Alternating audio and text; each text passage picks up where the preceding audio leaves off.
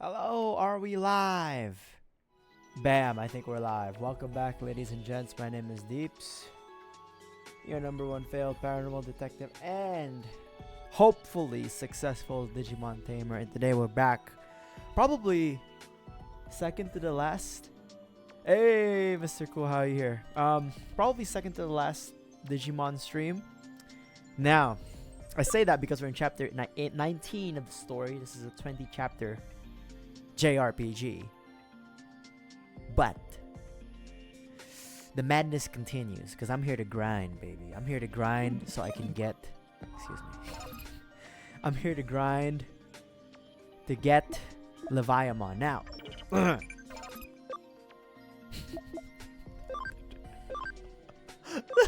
son of a bitch. So, I don't know what our chances are for me to get this Leviamon, right? What I do know is that we can definitely reach the max SP requirement, attack and defense, and then the level requirement. That's not a problem. The problem is the HP. It says max HP is 2000 required. At the moment, our boy who is supposed to evolve into this monster is, see, the attack and defense and then the SP, it can reach it. I know it can. The problem is that HP stat. He's already at 42. And he gets like 10 HP per level up. So 42 99 minus 99, that is 48. 48 times 10, that is 480. 480 plus 1360, that is 1800 something something. So to my calculations, that is not 2000 HP. God help me. We're so close to actually finishing this game. If I was a smart streamer, if I was a smart gamer, I would have wrapped up this game, right? And then we would have moved on. We would have played something else like Death Stranding, maybe play Persona 5, something else. But I'm not smart. I just want a Leviathan. In fact, I don't even really need it.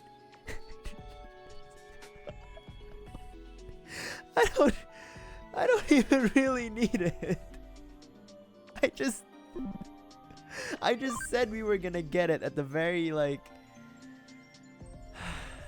you know,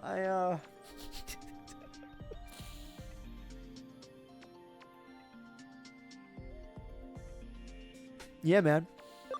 You know, so here's what I'm gonna do.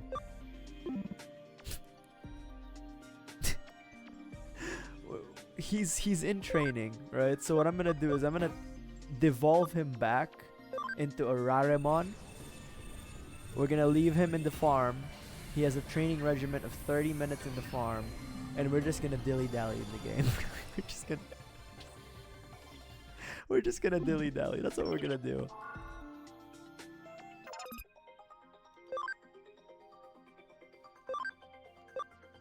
Yeah, he's got 27 minutes of just fuck all. You better work on those fucking stats, man. We need to see that plus. So you see the HP line? There's a plus 110. We need to see that shit be like plus 200. Maybe plus 400, right? At the end of this all.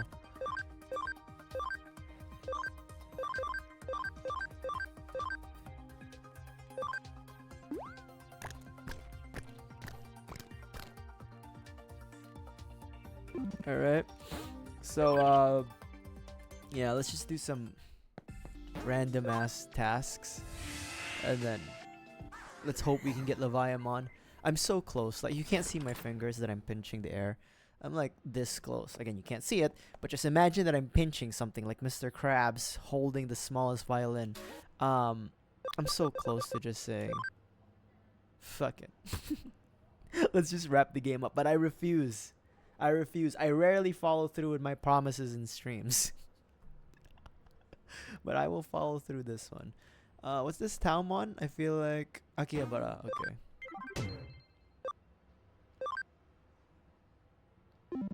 Okay.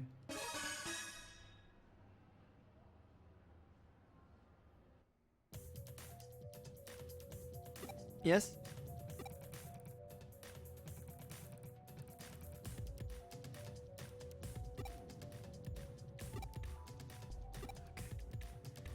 Okay, I guess we'll find your stalker.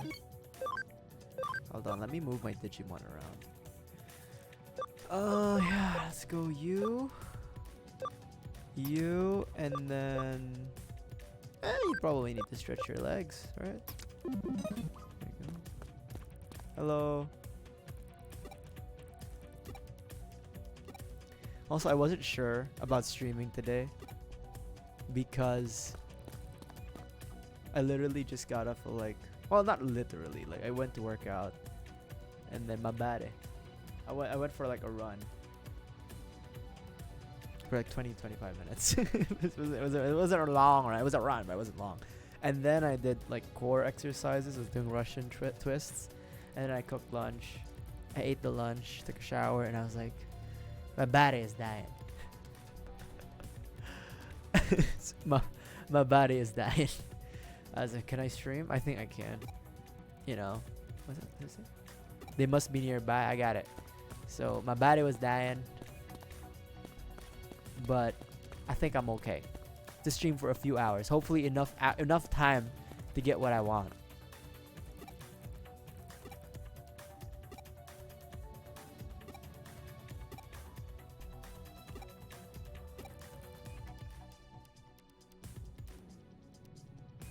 What the hell?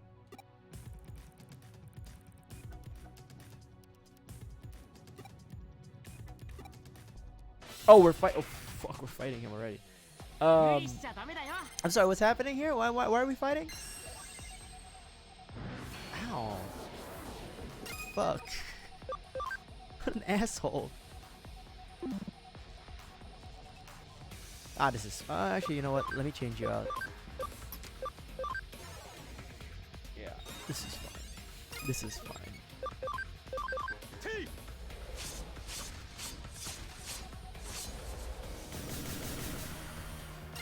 I just realized we have Alphamon in the team. What the fuck? Wait, we have Alphamon in the team. What the fuck?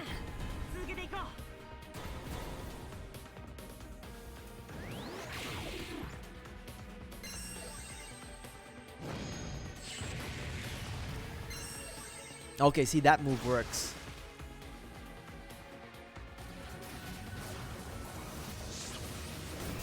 I feel like... Ooh.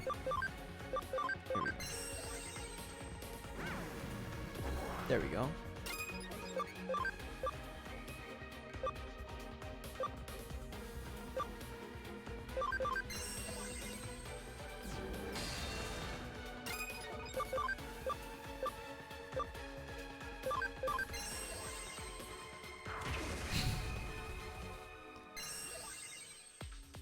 I mean, thank you.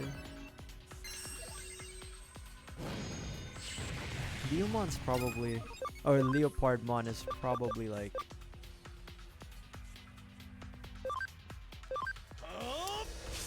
Yeah, he's probably data type, so... We do need some virus. We technically have 2 virus types, but I just want to get Leviamon. You know what I mean? It's not like... You know...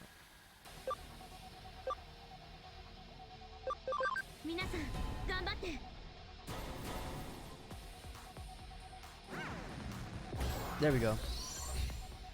Easy enough.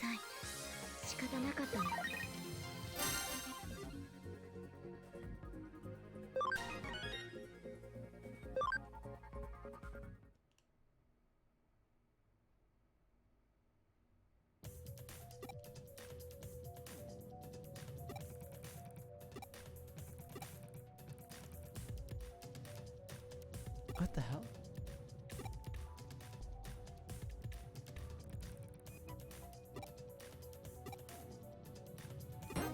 He has a diary. Oh, he's a stalker.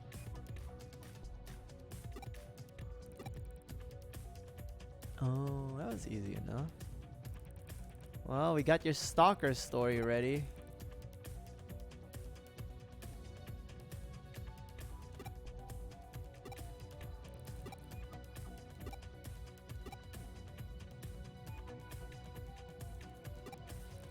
Okay.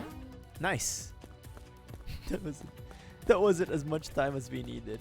God damn it.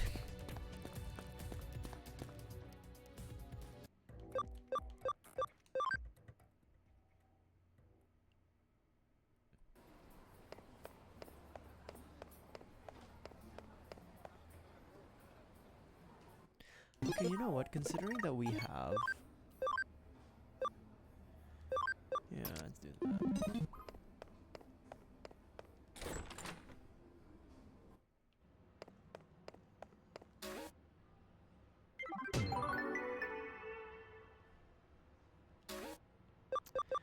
And then one more.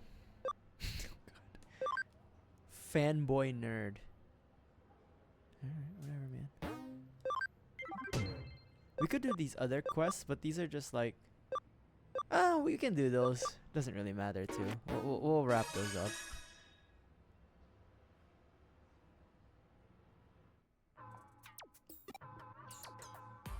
Oh, okay.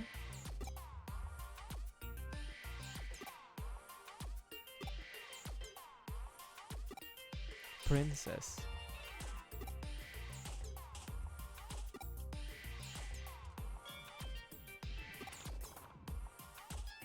Okay.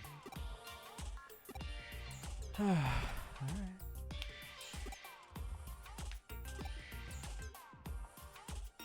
Shibuya Records. Okay, I know where that is. It's gonna be Reiko, isn't it?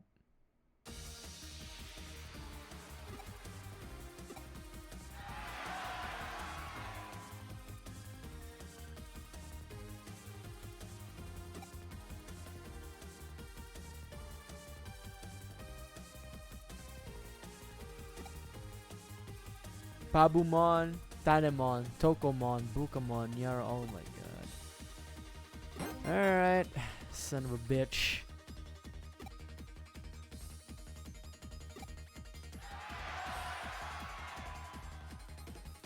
Prince. She looks like any other cat girl maid character in this game.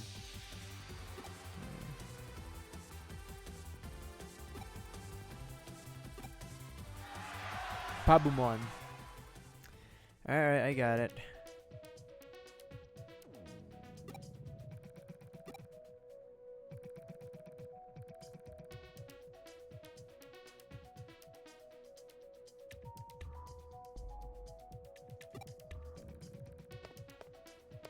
Pabumon. Somewhere in Shibuya.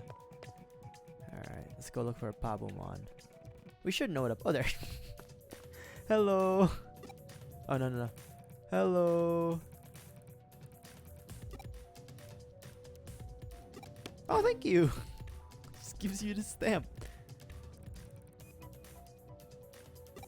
Okay, bye, Pabumon. That's sweet of him.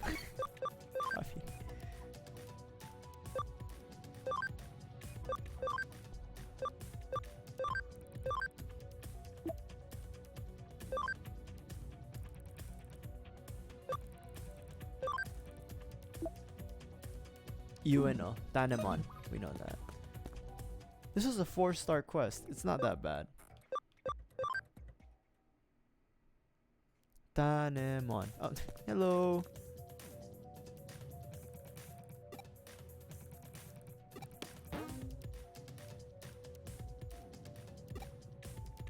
That's very sweet. This quest isn't so bad. I don't know what's happening. Akihabara, okay. 4 stars.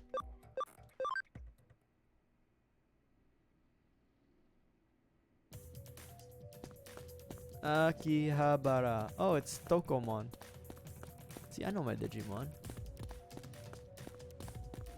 Up.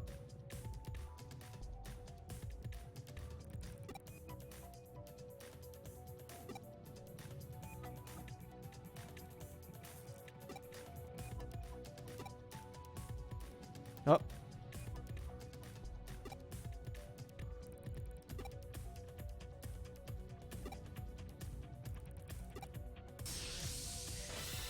Chapter 5. it's lightweight.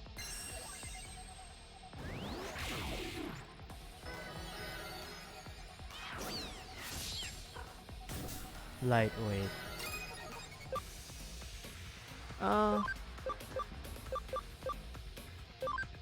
Actually, wait, hold on.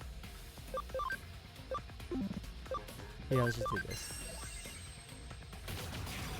Okay, maybe not so light.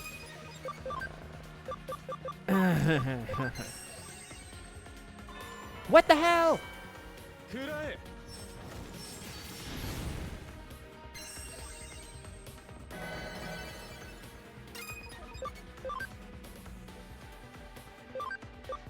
How did you miss?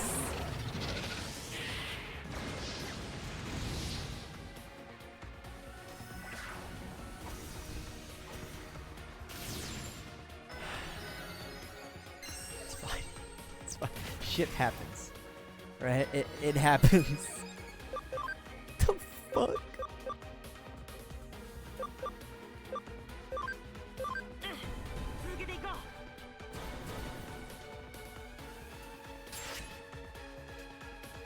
Okay, girl, you better not miss. There we go. That's what I expected. God damn. Maybe we should have gotten that Alphamon, huh?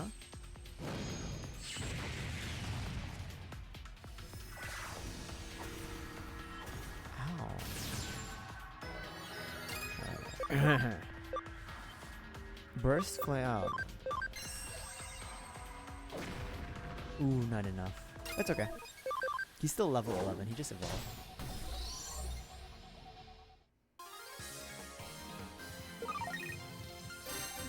Beautiful.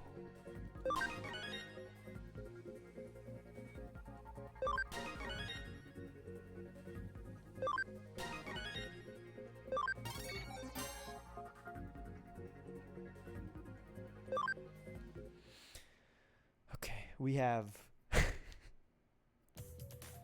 around 15 more minutes until the training of Rarimon is done. Then we'll evolve him, right? And then train him again.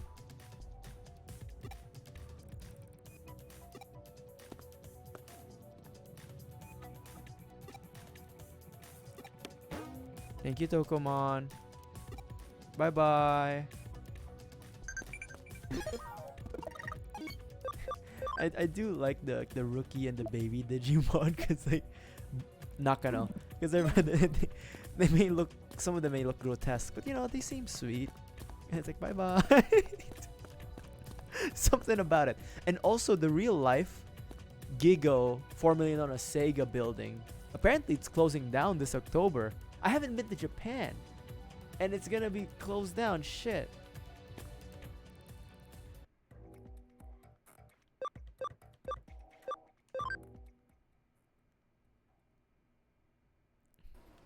Get in the gaming center or something. That's what Gigo means, apparently.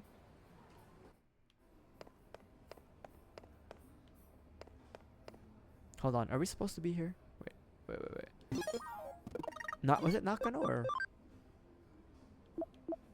Nakano? I'm in the right spot.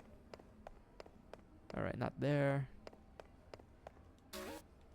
Let me drink some lava.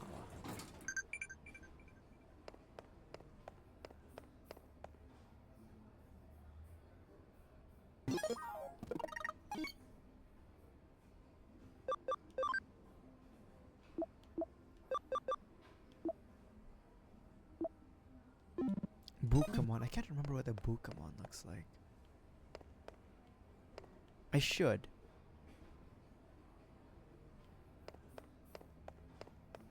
Not here. Okay.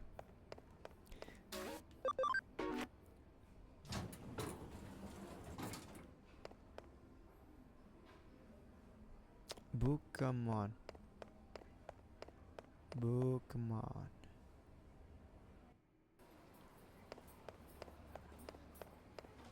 Fourth floor, I guess.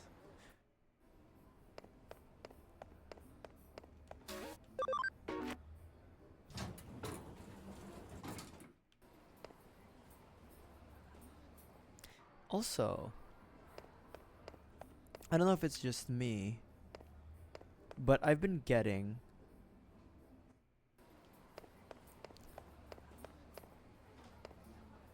sorry, YouTube shorts like from Dune 2.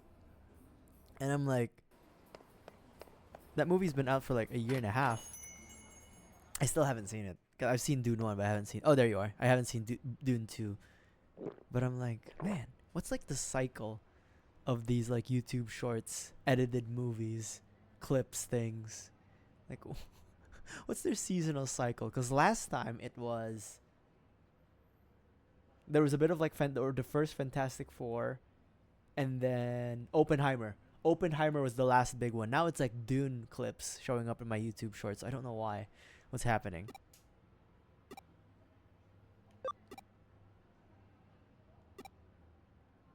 You forgot your job.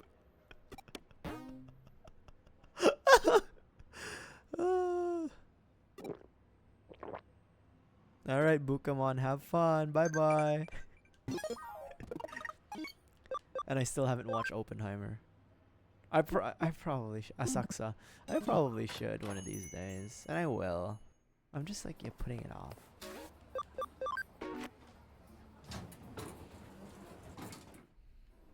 Asakusa. Just like how I'm putting off finishing this game. We're in chapter 19.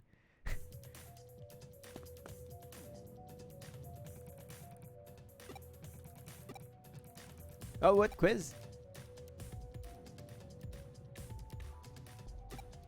One more, right? Thank God. Alright. And then last should be Shinjuku. I just have like an angel, a dragon, and a dragon knight behind me, and the cops don't care.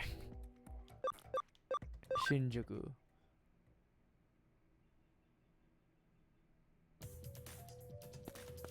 Now where could it be?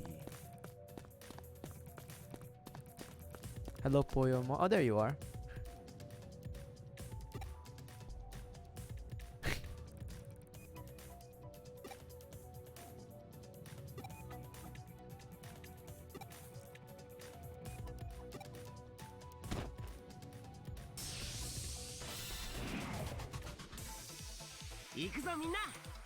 Alright.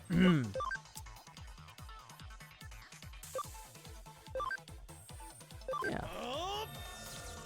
Let's use one of our specials. I rarely use that for various reasons, but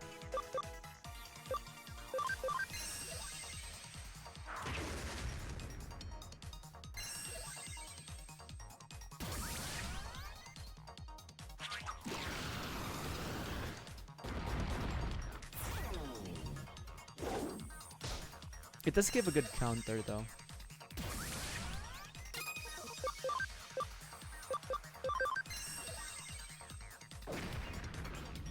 Just hit it. Oh my god, it blocked the insta-death. What the hell?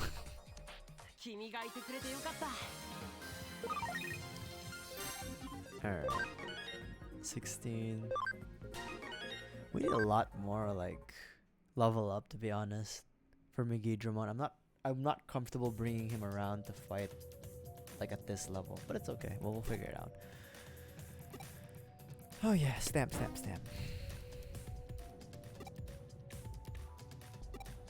Okay.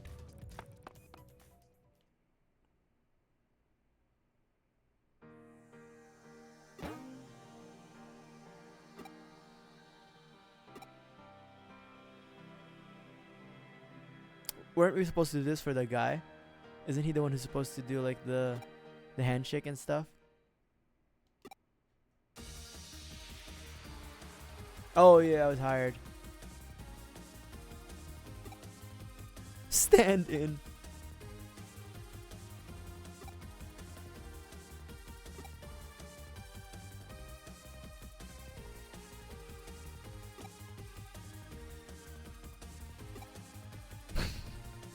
That's right, nerd.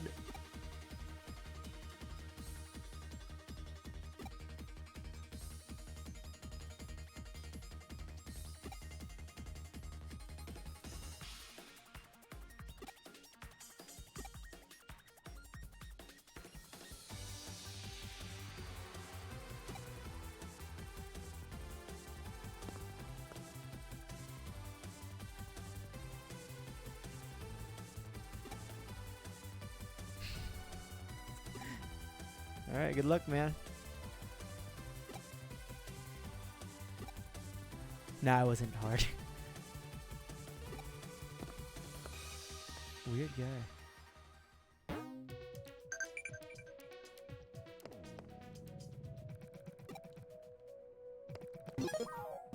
Alright. They should... Someone show... 6 Heaven's Knuckle. Digimon. Okay. Again, we could keep I am gonna keep dilly-dallying. We're truthfully told. We're gonna keep dilly-dallying because we can.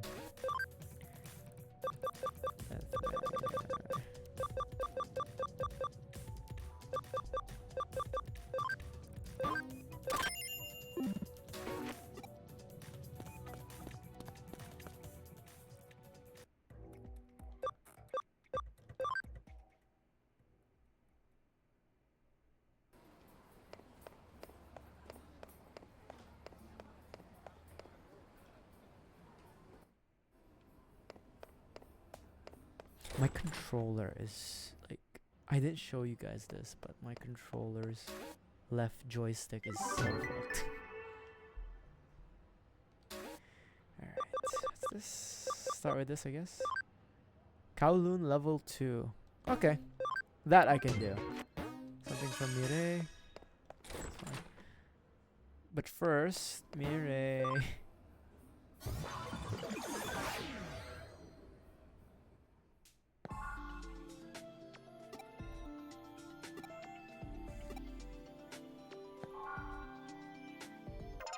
Four minutes. 170. Okay. I see you. Alright. He has no choice. Realistically speaking, he has no choice but to train these stats. Bro, Raramon, I need to see that stat go up to like infinite, insurmountable amounts. Alright, what do we have here? HP, SP, punching bag, alright? I need to see that shit get up. You know what? Do I have another one?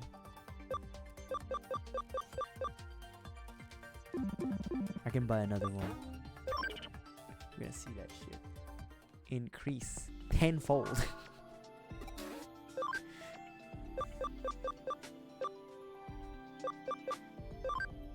Give me that shit. Give me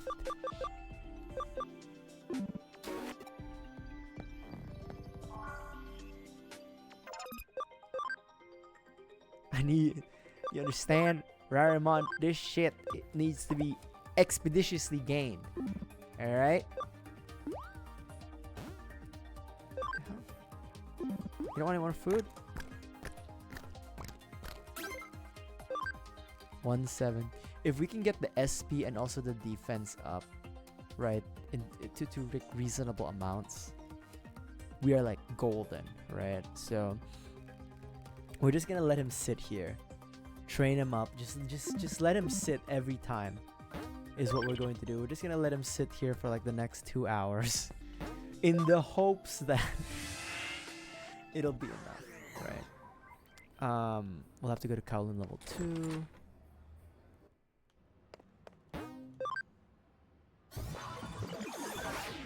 Because I know we can get Leviamon. And truthfully speaking, I know we can get him to a level that's like... Where the fuck is the guy?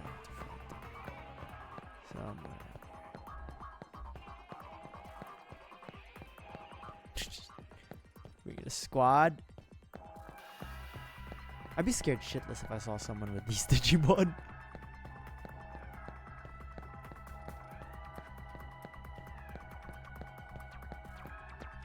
I do like Megidramon's like wings, the pattern it has on his back. Interesting.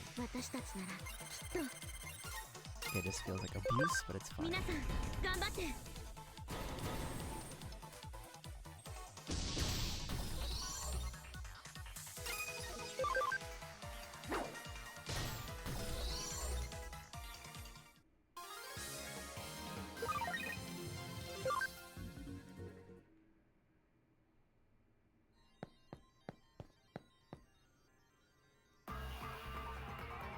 Where is he?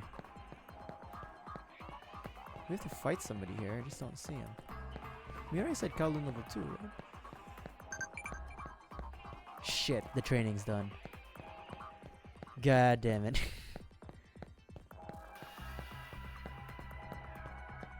The hell?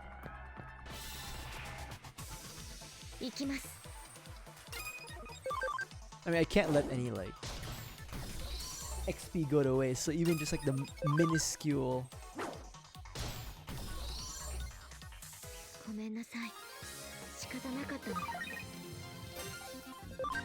even just the minuscule XP gains is good. One thing I've noticed is we haven't gotten any Digi eggs. I don't know if that's a function of we just didn't get the we just didn't get like the detective quests because we didn't have our Digimon like investigate enough, which is completely possible. Hold on. Ooh, we're lagging. But yeah, I mean, I don't mind not 100%ing this. But I do just need like some sort of guarantee that like we're getting all the items we need. Because I would like, not anymore, because we're pretty close to the end. It's a little too late. It would be nice to get like the Digi-Egg specific evolutions. Alright.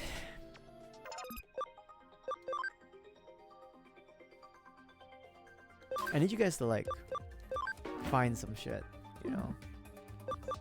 No one's here. Oh no, somebody's here. You guys do what you need to do. I kind of given up on Juramon.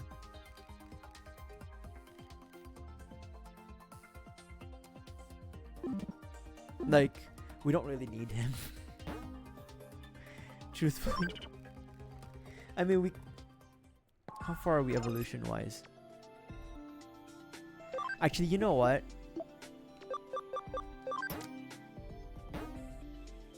Oh, what does he learn? Well, let's get rid of that one.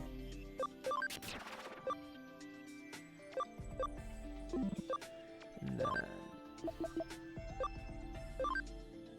you're fine. Because he just turns into another... He's almost... You know what? Let's just keep him around.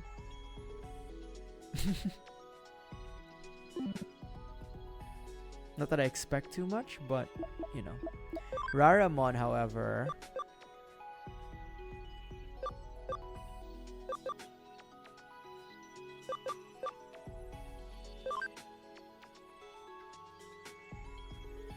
His SP's slowly getting there. Yeah.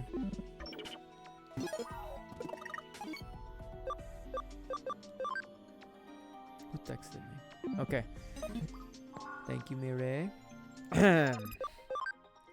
He's not We're not stopping this, by the way. He will continue to train until I say so. Alright? You will continue to be in the gulag, my friend. Right? You will train that defense. You will train that SP. You will train that HP, most importantly. right? There, you cannot, like, I need that HP to be like plus 200. And it, if SP can also be like plus 50, that's a good deal. But I need you to do this for me, man. I need those levels up. Alright?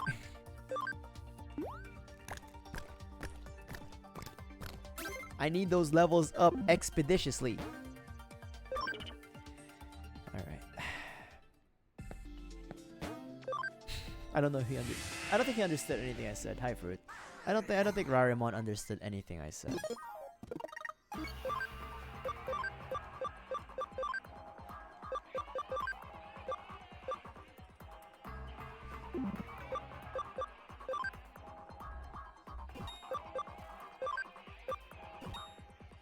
Actually, Juramon might prove to be a good feature for one. Heavy strike. Do we need feature for? Magic to one foe. Physical attack to all foe. Well, it's kind of like his sweep. Do we have anything else for him? I'm surprised you haven't learned much. Thunderfall 1. Mental charge. Heavy strike 2. Oh, okay. We'll keep you as you are. Yeah. Yeah. Alright. Do we have enough? Oh, we have enough space for even one more Digimon. Like, it's not even... Yeah. Yeah. Where the hell is this fucking...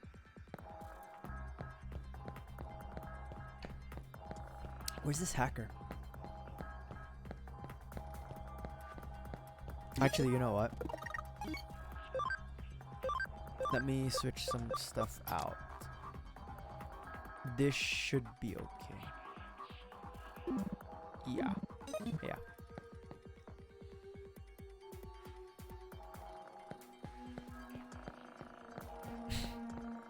He looks like the Gundam Akatsuki or Akatsuki Duramon because he's gold, sharp.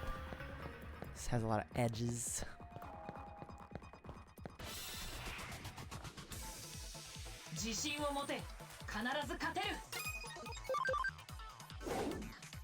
He's slow though.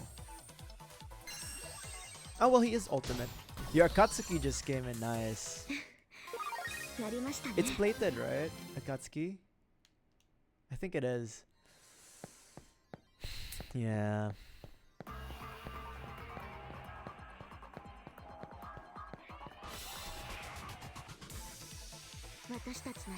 Nice, dude. I'm so the irony of me being a streamer, and you probably there will come a point, Cheerio, like if you do this too often, where you probably notice that you won't have time to catch other people's live streams. So I might not be able to watch you on Sunday, but I wish you all the best. You got this, big bro. You got it, man. I definitely know your build streams probably won't be as long as mine. And that's a good thing. And that's a good thing. Hour-long tirades. Like a dictator. Like a dictator. I stop and I spend 30 minutes to an hour just going off topic and then, okay, time to build again. But yeah, what was that? So there was a Jesus Joseph Mary. my memory. There was another golden Gundam.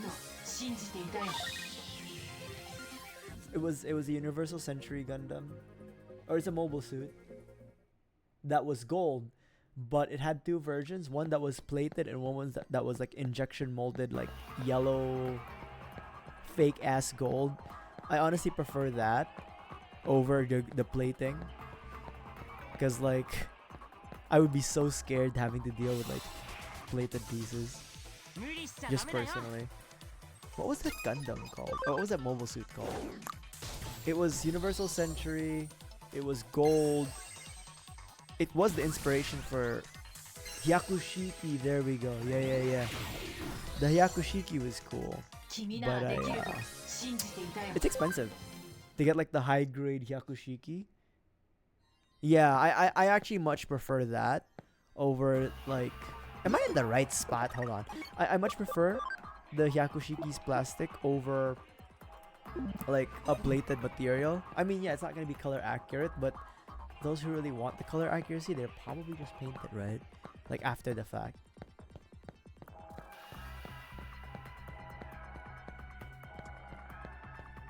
And then painted it matte gold.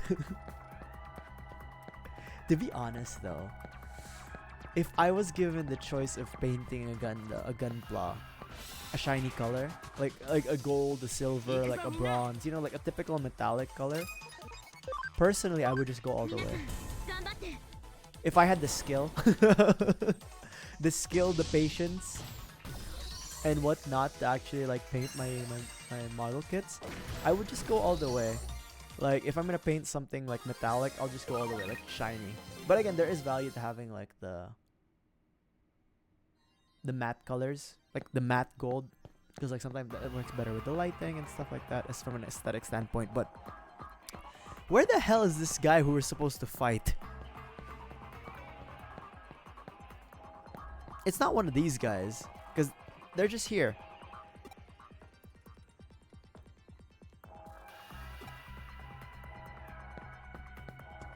Yeah, the spray painting and the airbrushing is a bit like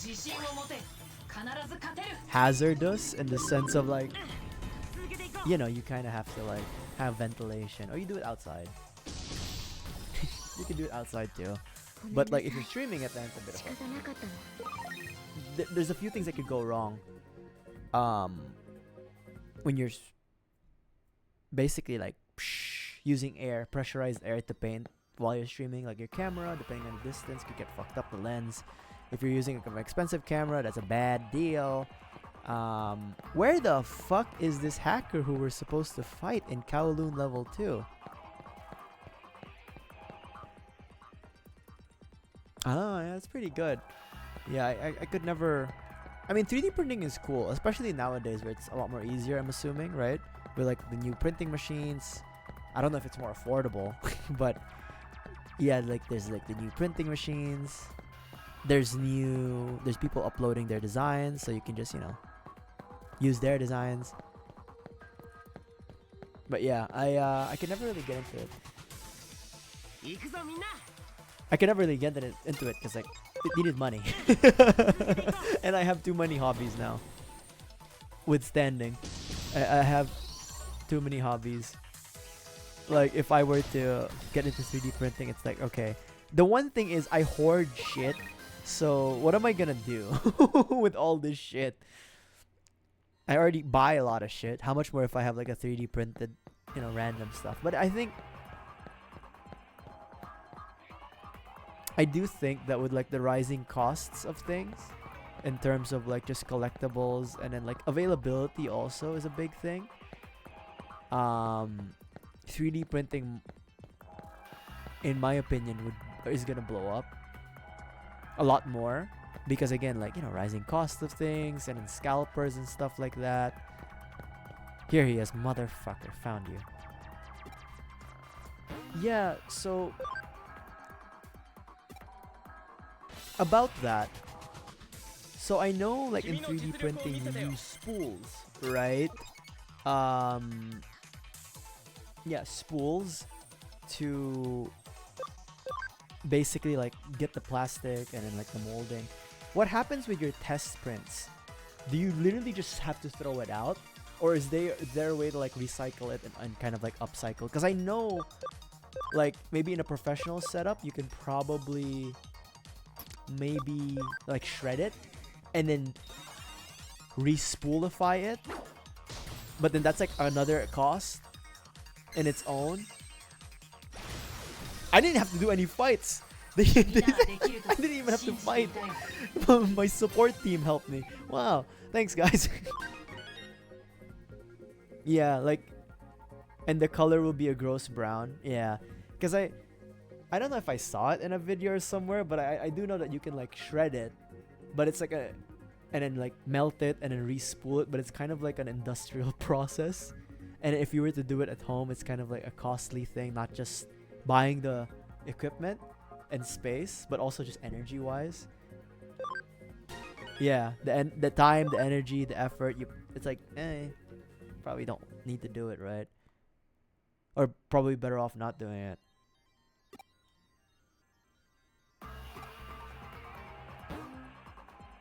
Yeah, not cost effective at all.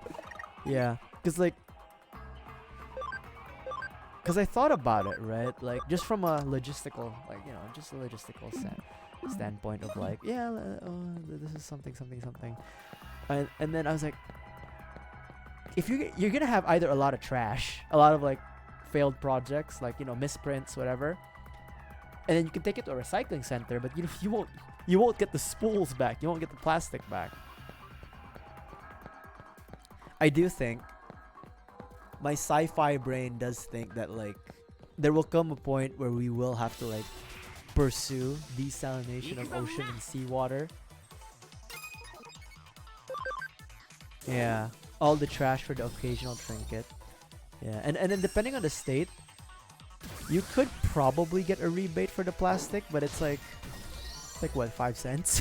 5 cents a pound or something, and like there's no way you're making like 10 pounds, or like rather, how many 5 cents, 5 60, 12, no, 5 100, 20 pounds. Yeah. The switch cover, yeah, I mean, I do believe there's some uses for having a 3D printer. It's just like printed enclosure for the 3D printer. Like I do think there is a place for a 3D printer, especially like if you're very handy. But it's like the waste. Again, it's really just like the waste. If there was a way for like users to recycle the plastic in an effective and efficient way. I don't even care about like the shitty color, brown color, you know what I mean? I don't even care about that personally.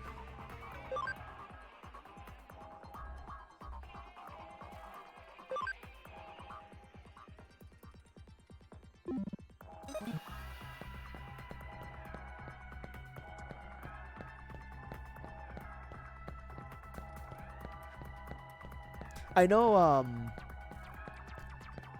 people also 3D print like miniature models for like Warhammer and board games. That's really cool.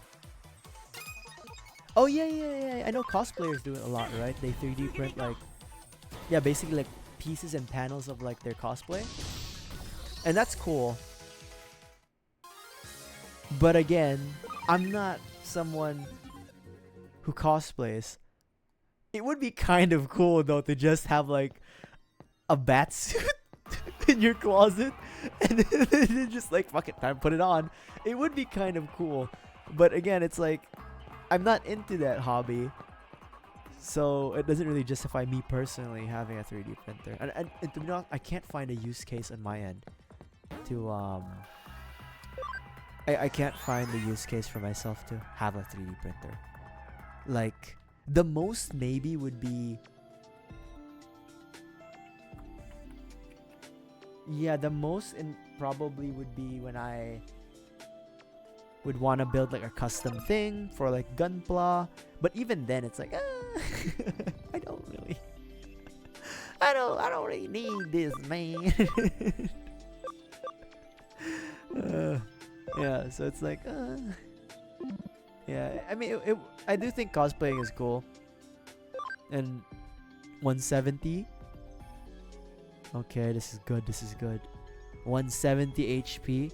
I need his, but keep this in mind, we need his HP to be like plus 200 if not 300.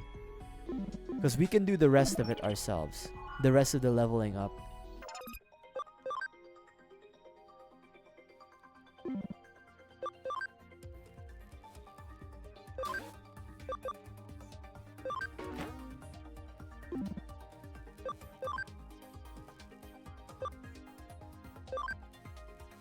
I do think if you're like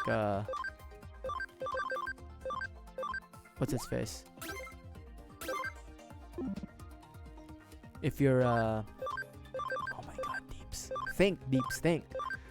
If you're a cosplayer, it is pretty useful to probably have a 3D printer, even if it's just small things, right? Like even if it's just like trinkets that your cosplay needs, then it's pretty cool. Yeah, I saw this guy like 3D print like an entire Iron Man armor, and I thought that was cool. I thought that was cool. I was gonna say, like dudes who build biomes and terrariums could probably use a 3D printer, but then it's also like you need to be aware of what kind of plastic you're using, because like sometimes it could be harmful for the if you're using like live animals or creatures in your biomes. There's a channel that I was like watching, a YouTube channel. Hold on, what's his name? Hold on, his name is Tanks for Nothing, and he makes like really cool ecosystems and biomes. He only has a few videos, but they're all like high production, so like you could forgive it the amounts. But Tanks for Nothing, it's really cool. I don't think like when I saw his stuff, he like incorporates live animals and stuff like that, so I'm like, okay, maybe certain plastics you don't want to use, right? Yeah, I mean 3D printers are cool. Like I'm never gonna be like, yeah, no, you don't need a 3D printer. Like even Batman has a 3D printer. Like, I actually, in the comics, Batman 3D prints his shit too. Now, again, is it made out of, like, fucking plastic? No, it's made out of, like, some sort of, like, compound he uses. But, you know, if Batman needs it, someone can... a normal person can need it. Not that Batman's, like, a benchmark of a normal person. Yeah. You know, honestly, I still do think that a well-made Iron Man suit, like a cosplay suit, is still really good. Lotusmon, Asakusa. Okay, we're gonna say Asakusa. I do still very much think like a really well-made Iron Man armor, especially like the early ones, like the Mark. Anything before the nanotech stuff looks really cool in person. Especially like, oh my god, so the Iron Man armors, right? The one of my favorites is still the suitcase armor. I think it was like the Mark V or something from Iron Man 2. Like, that shit was dope. Like, no, I don't know. There probably is, right? Someone's probably made like a cosplay of it. I'd love to see it.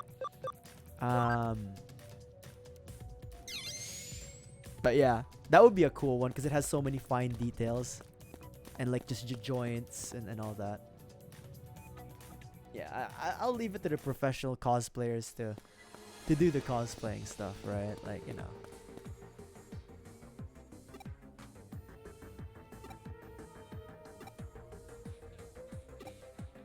Okay. Where the hell did you drop it, Lotusmon?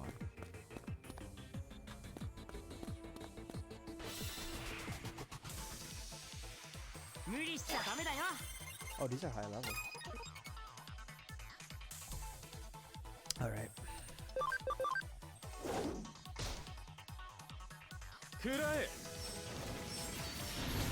Damn!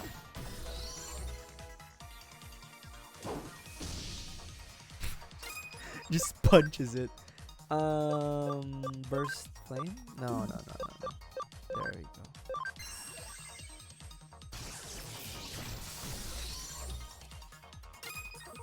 What does this look like? Damn!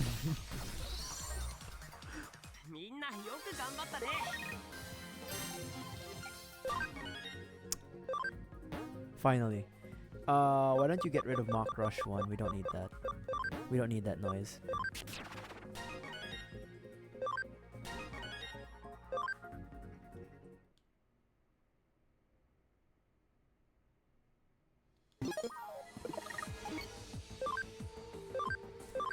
What?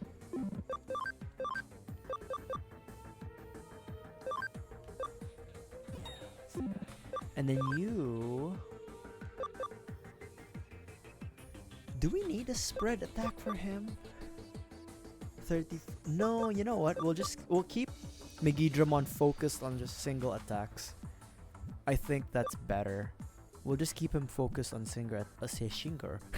Single attacks.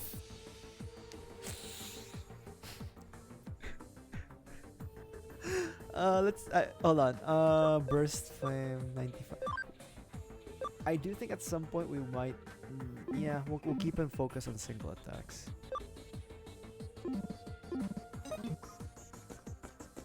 All right, at least. So, what was I saying? I forgot. Oh, you know what would be dope? Okay, I remember now what I was about to say.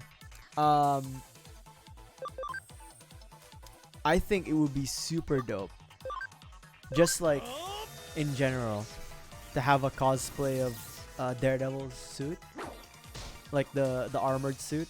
That's really cool in my opinion. Maybe we should have gotten the sweep attack, huh? Yeah, it's fine.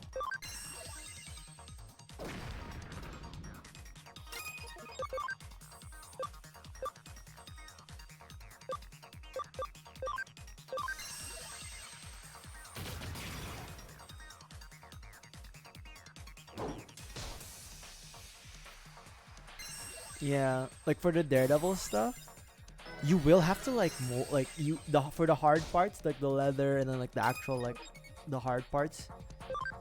Not like Ben Affleck leather. You can do that. You can do that one. that one's absolute. You can do that. Latex and leather, baby. Actually, okay. Here's the thing, though. Okay.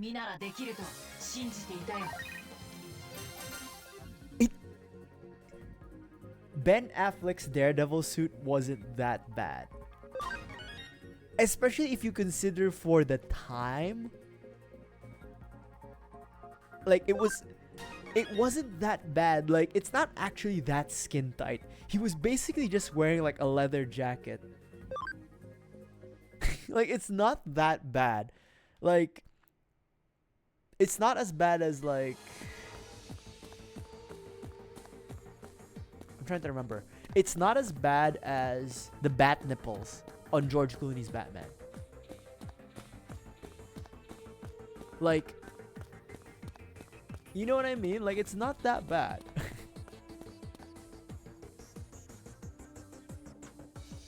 She maybe dropped it in the front. Let's see.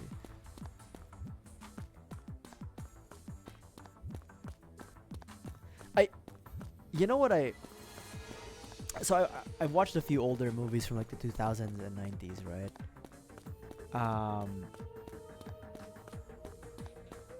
What I've noticed is we don't do like close up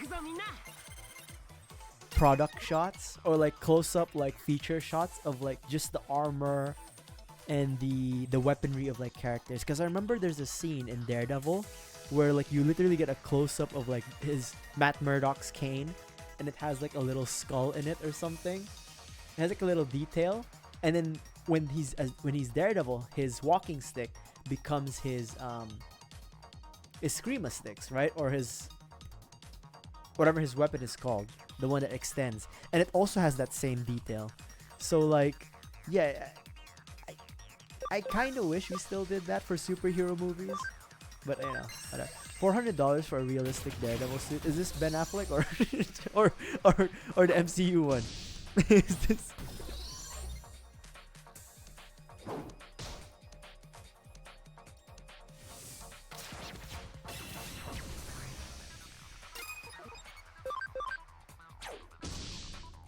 Yeah, after tax. Yeah, but you would have to like hope it fits you though. You know, like every part fits you. Like imagine if your legs are just a little too short and the inseam doesn't fit.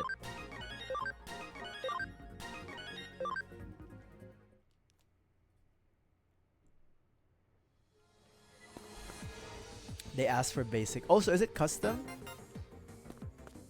That's cool if it's custom. Oh, that's pretty cool.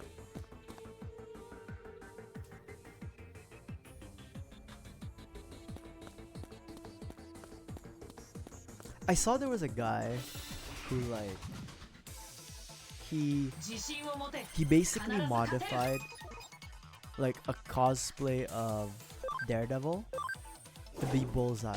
So he removed the horn and he, oh my god, and then he put like, he spray painted everything black, or he painted everything black, like dark Bullseye colors, and then yeah, black and white Bullseye colors, and he removed like the horns, and he just put the target symbol on his forehead, and it actually looked like a very convincing Bullseye cosplay.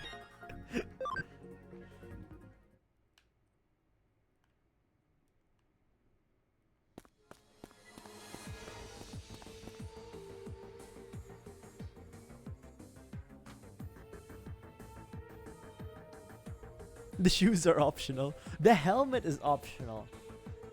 Actually, yeah, that makes sense, because some people could have like their own helmet, or like maybe they have like a collector's helmet that they want to use. Makes sense. That makes sense. I'm not mad at that. I'm not mad at that.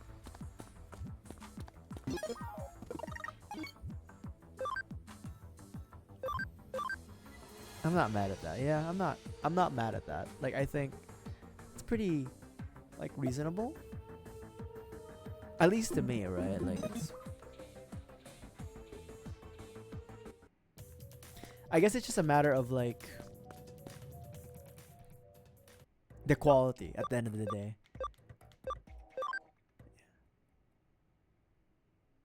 Here's the thing though about the design. I'm not saying this is what they did, but someone sold, so when the Netflix shows were canceled for like the original Daredevil, they basically sold the costumes for auction, right? But then they sold the costumes, and you know, it's possible that they, you know, probably got some of the design stuff.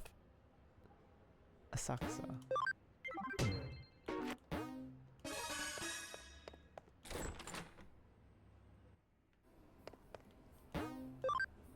But again, I mean, if you're a big cosplay fan, but you don't really have the means or the skills to actually build your own cosplay, it's not bad. Like,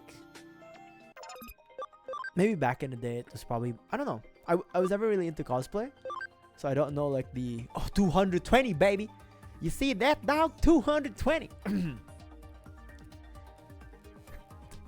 220. Okay. Yes. We can. Yes. Oh man. Okay, we're almost there. So we need him to get like 3 plus 400. If we can get him to like 4 plus 400 on like HP, I'm good. Good job, Rarimon. All right. We can probably, you know, if we lock in, Rarimon, you hear me? If we lock in, we can get you potentially into a position to become Leviamon by the end of the day. Maybe. I'm not saying that's a reality, but that might be a possibility.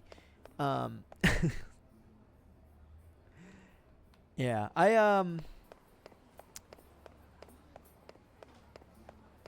I would love either a Pattinson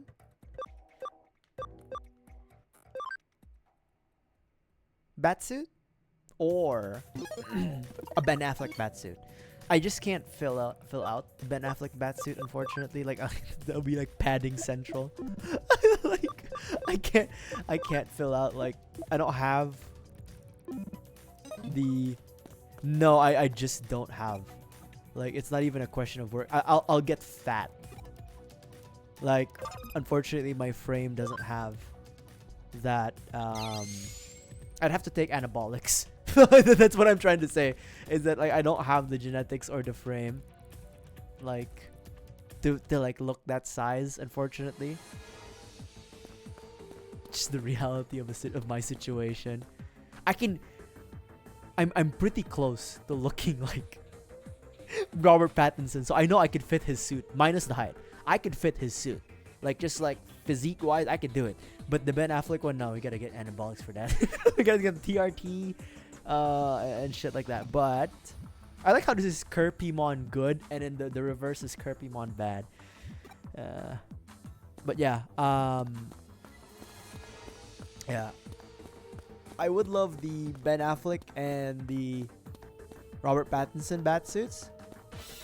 But I actually never liked any of the Nolan batsuits. I'm gonna be completely honest. Like, there was, I don't know. I never really liked the Nolan batsuits, especially the second one. I think it's because especially the second bat suit, they made the bat symbol so small. And yeah, I get it, it's like tactical and all that stuff. But then for me, it's also like, again, that was a time when like superhero movies were like, you know, a little hyper realistic. Especially the Nolan movies, they were hyper realistic. They didn't lean into like the campiness of it all. But it's just nice to have like the giant ass bat symbol, or like be a little ostentatious about it. So yeah, I never really liked the Nolan bat suits. I mean, they looked like realistic, right? For what they were. But also for what they were as like a bat suit, like I much preferred Ben Affleck's bat suit, and then I much preferred like it's Affleck's bat suit, and then like really close is Pattinson's bat suit. What I liked about Robert Pattinson's bat suit is like the helmet, especially, and then like how, and then the torso, the Adam West bat suit. See, that's cool. I've come kind of like full circle in my life. Like I think I'm getting old. Like I think the Adam West bat suit's kind of cool. Like if you rock up to like a cosplay convention with like the Adam West bat suit, that's pretty cool though, right? Like that's how you're like, yeah, I don't take myself too seriously, but it's good. And you can have like your shark repellent spray, your Batman shark repellent spray. That's cool. And then like a little bit of like a rope, a rope with a batarang. That's cool.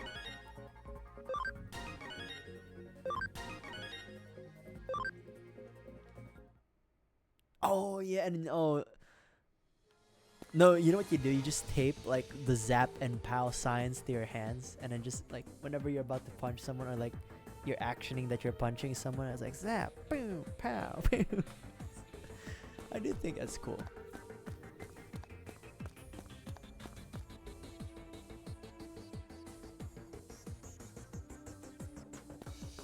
Kirby-mon.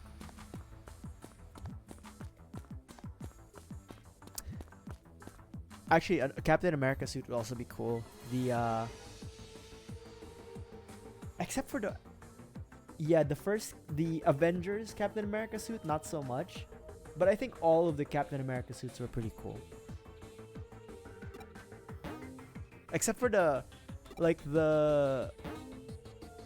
one in the Avengers Captain America suit. It looked too much like it used Velcro. Like you could tell it used some Velcro. Mandalorian, that's pretty cool. Did you make like the pieces, or did you buy and then just like wear the undergarment necessary for it? You bought it. Yeah, cuz like it is possible to 3D print it, but it's like you even bought Grogu. Damn. Like it is possible to make the Mandalorian 3D printed. You'll just have to sand and do all this stuff, right? You know.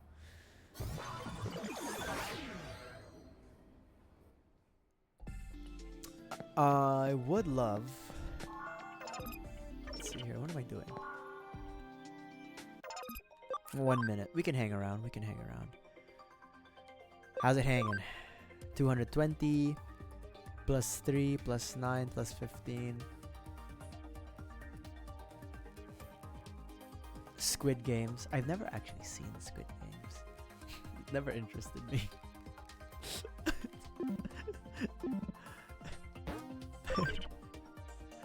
You just buy like the pink jumpsuit, right? Squid Games. Oh, he's the lead villain. Oh, okay, that one. Yeah, you can tell I've never.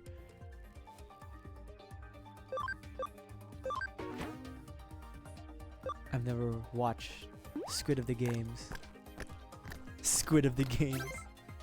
Games for the Squid. Ah, okay, that one. I've seen the photographs at least.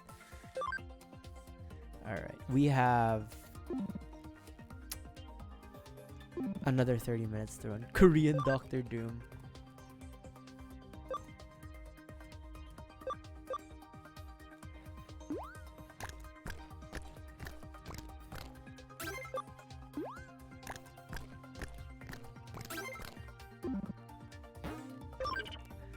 Okay, now we've come at a difficult time in our lives here.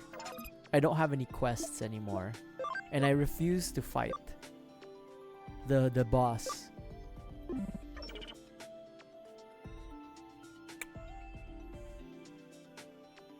Let me grind a bit. Let me kill a few Rogers, and then actually, you know what? This is more XP.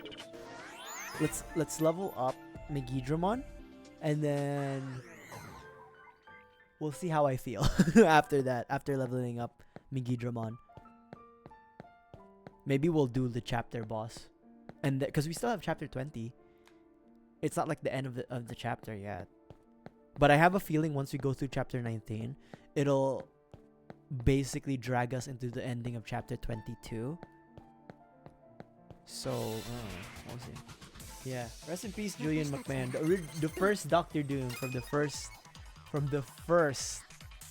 Fantastic Four movie. Oh god, my throat's messed up. You know what's the sad part? I actually don't remember much about the first Fantastic Four movie. I know I watched it. For sure I watched it when I was a kid. But for some reason I don't really remember it. I know the cast. I know like the cast roughly. But for some reason I just don't remember it.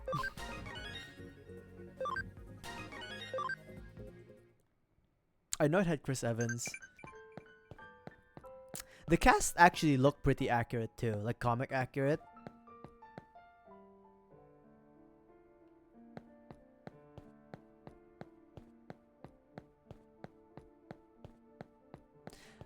I can tell you I didn't watch F4. Or like whatever that like other Fantastic Four movie was. I can tell you I didn't watch that. The one by Josh Trank, who made yeah, with Michael B. Jordan, the one who made Chronicle. He made Chronicle.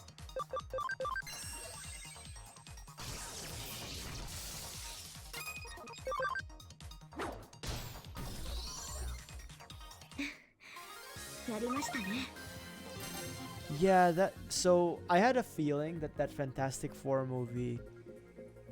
No, I know why they made it. So Fox, who owned the rights previously before Disney bought Fox, they kept making Fantastic Four movies and X-Men movies only to hold the rights to the franchises. Like they had movie rights. So they bought it from Marvel back in like the comic bust of like the 90s or the 80s or something. And in their contract, they had to make a movie with these properties like every X amount of years, or they actually had to use the characters and the licenses. So that's why they kept making X-Men movies. It wasn't just to keep up with Marvel. It was basically to make sure that they had something out there so that they can say like, hey, we made something out of the X-Men, the Fantastic Four. We get to keep the rights for how it's like a lease, basically. It's like a use lease for the rights. Yeah. So like for them it's like, yeah, it's shit. Doesn't matter. And it's different from like what Warner Brothers did with Batgirl and the Wile E. Coyote movie. That one was a tax write-off. They own the rights to those IPs. They were just like, if we release this movie, we may not make enough money. And whatever we earn will get taxed. But if we write this off as a cost, we can get a tax write-off. And we can recoup our money. So that's what happened to the Batgirl movie and the Wile E. Coyote movie. if anybody cared. If anybody cared, that's what happened. Oh shit, wrong move. It does suck though, like I don't know what's worse. I don't know if it's worse to like have your movie be scrapped for a tax write-off, or is it worse that your movie was made, it was so shit, and then it was released? You guys will have to tell me what you think about that.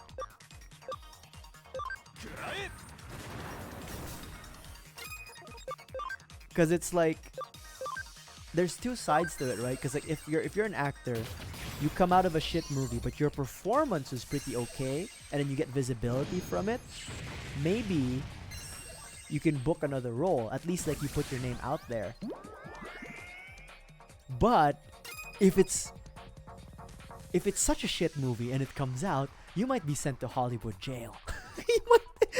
you might be sent to fucking Hollywood jail. And that's never fun. Yeah. Yeah, it must... I mean, I know it would definitely suck to be like an actor in like a movie nowadays. And you do a good job, but the movie just sucks. But everyone pins it on you. Yeah, you go to like Hollywood jail for a while.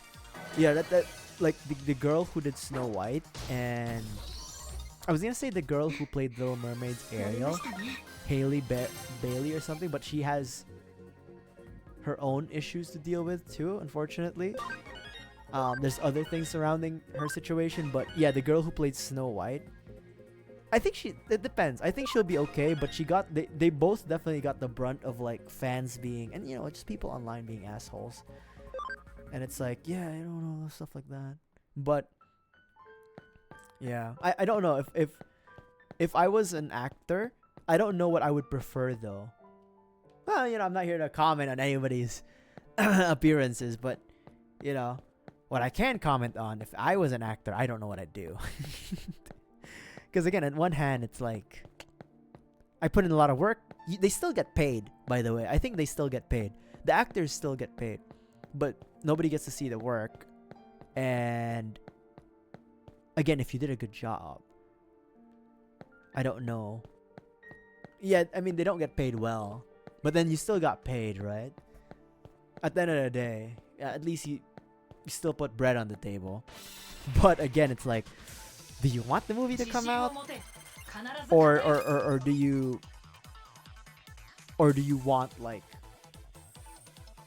or do you just want to shelve it? Because again, some actors know if a movie that they did is good or bad. Because another one is like Michael B. Jordan's career. It went well, right? Like the Fantastic Four movie came out. It was shit. Everybody hated it. But his career went well, right? He was Creed. He was Killmonger. So like relatively, he did okay for himself. And he was in Sinners. So like it's, again, you can chalk it all up to like, well, he has connections, sure. But like, he's done pretty well for himself, right? Another one is like, well, Margot Robbie's performance in Suicide Squad was like stand out compared to like, actually no one really did a bad job in Suicide Squad. I'd even say Jared Leto was okay. Like, people don't like Jared Leto because he's kind of weird, but if I'm just looking at it, like, he did okay. You didn't really see much of him as Joker, right? People are like, okay, he did a lot of stuff like on set, like off camera, that was weird. But I was like, I didn't see enough of him to be like, yeah, he's a bad Joker. Like, yeah. In fact, we've seen less of Barry Keoghan's Joker. And I don't know if Barry Keoghan's gonna be Joker again. Oh, and also, actually, I didn't watch the Harley Quinn movie, the Birds of Prey one. So I know the Joker comes out in that, but I didn't watch it.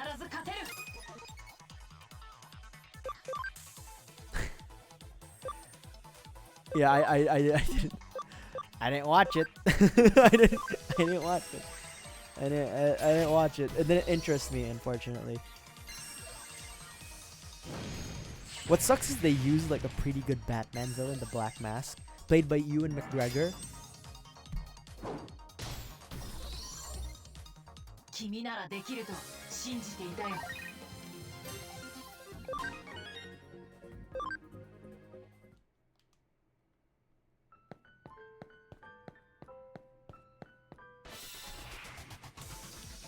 自信を持て。必ず勝てる。 We're just here grinding. Waiting for what's his face? Waiting for our boy Namemon to get his HP up.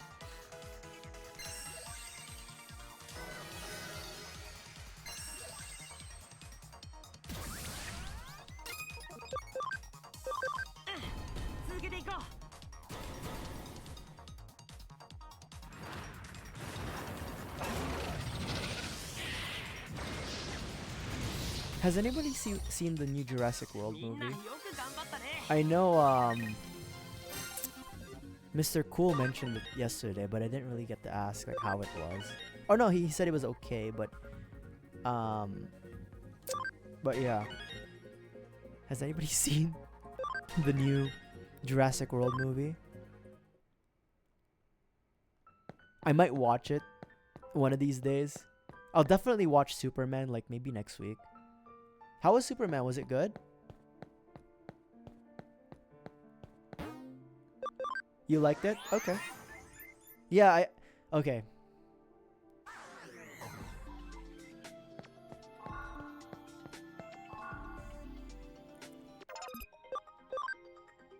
So, I'm excited to watch Superman, but I kind of hate all like the online discourse about it. Cause like, it's so I'll just be honest. Like the way people talk about superhero movies, especially on Twitter, is so annoying. like, there was, you know, there's Snyder fans. They get really crazy, but there's also reverse Snyder fans who are also equally, I think, as annoying in my opinion. Cause like I didn't like all of Zack Snyder's treatments of like his products and then the superheroes, but I enjoyed it roughly. You know what I mean? Like I get where he was coming from. It's not perfect, but I enjoyed them. But yeah, and you know, I personally enjoy Henry Cavill's work. It's unfortunate that we didn't get to see much of his more positive Superman that he talked about, that he was thinking of doing for Man of Steel 2, like actually being like Superman and not just like a lost guy. But yeah, there's a lot of people online who's like, yeah, no, Henry Cavill's a bad actor, like, you know, all that shit, like just like random engagement bait posts, and it's like, come on man, like can we not just like enjoy two things? Like, does it always have to be a versus something? I don't know. And then like there's always people who are like, well, this Superman's like too woke, or like this Superman's whatever. It's like, really, dude? He's Superman. All he needs, like, what the fuck? Anyways, I'm excited to watch the new Superman movie. I'll admit that.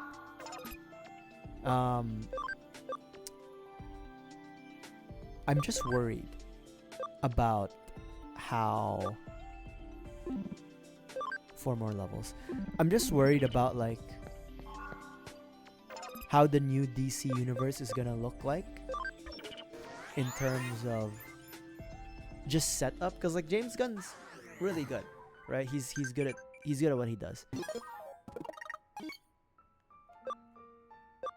But I'm worried that like people get lost with like the universe, because like what's his name? Mr. Terrific, Green Lantern Guy Gardner, and Hawkgirl and Metamorpho are already introduced as like they exist already. And I guess like people don't really care about those characters. You know, look, Hawkgirl's really cool, Green Lantern and Mr. Terrific's really cool. But maybe he knows how. I think James Gunn knows how to build a universe where the characters you don't really care for, he's not really gonna put them on the spotlight. But the ones you do, you will follow their journey. You know what? Maybe he's got it covered. Because that's what I was worried about, is like maybe he'll introduce characters that people know and like, but introduce them like when they're maybe at the twilight ages of their careers, and it's kind of like, oh man, we've done this with Ben Affleck's Batman. Not to say I didn't like Ben Affleck's Batman. You know, I kind of liked where they were kind of going with it. I didn't agree with the Batman killing part, but I kind of saw what they were doing. But yeah, we'll see where it goes. I'm hoping for the best. There is one thing that I'm sad about though, and I'm actually serious that I'm sad about this. I'm sad that like we won't see Hal Jordan. Like, we will see Hal Jordan, Green Lantern Hal Jordan. And we will see Jon Stewart Green Lantern in like they have like the HBO Max series, The Lanterns. But I'm kind of sad that we won't see them like when they're younger. Well, maybe Jon Stewart will be younger. But I'm kind of sad we won't see Hal Jordan younger. Cause like, you know, he's the greatest Green Lantern. He's like Maverick, Top Gun Maverick of like the Green Lanterns. It would have been cool to see like the bravado of like Hal Jordan. Now again, there is a bit of stigma with Hal Jordan's Green Lantern in the movies because of like the Ryan Reynolds Green Lantern. But like, come on, man. It would have been cool. Maybe we'll see Kyle Rayner. I like Hal Jordan though.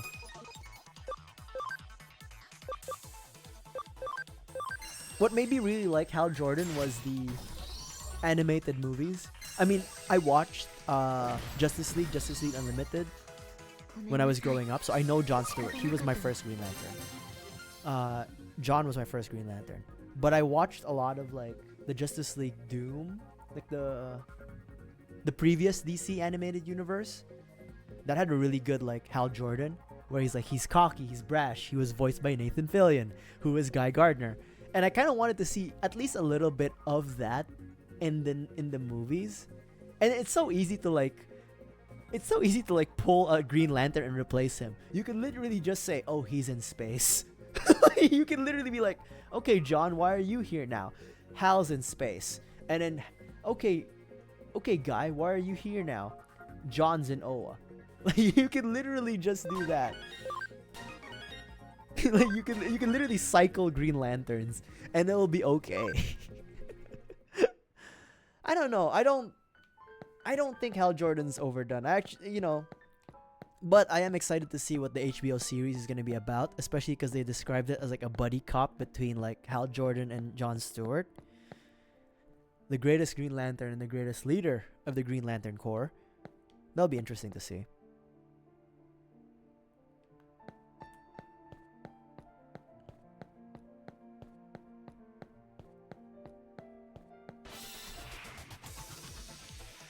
I heard that I heard that Nicholas Hoult was a really good Lex Luthor. I can kind of see it though. I can kind of see it. Insta death. Insta death, bitch.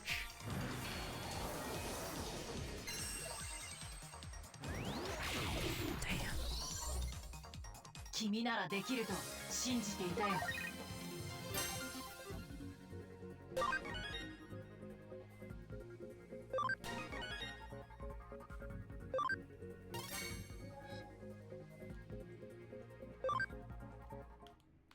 Yeah, I can kind of see Nicholas Hoult as a really good Lex Luthor. Also, I should really stay away from social media because there's so much Superman spoilers. It hasn't even been like 2 weeks and people are already like posting like video captures of like Superman. Like, the fact that I know, spoilers alert, like, you have 5 seconds to like mute me for like 10 seconds because I'm gonna say something.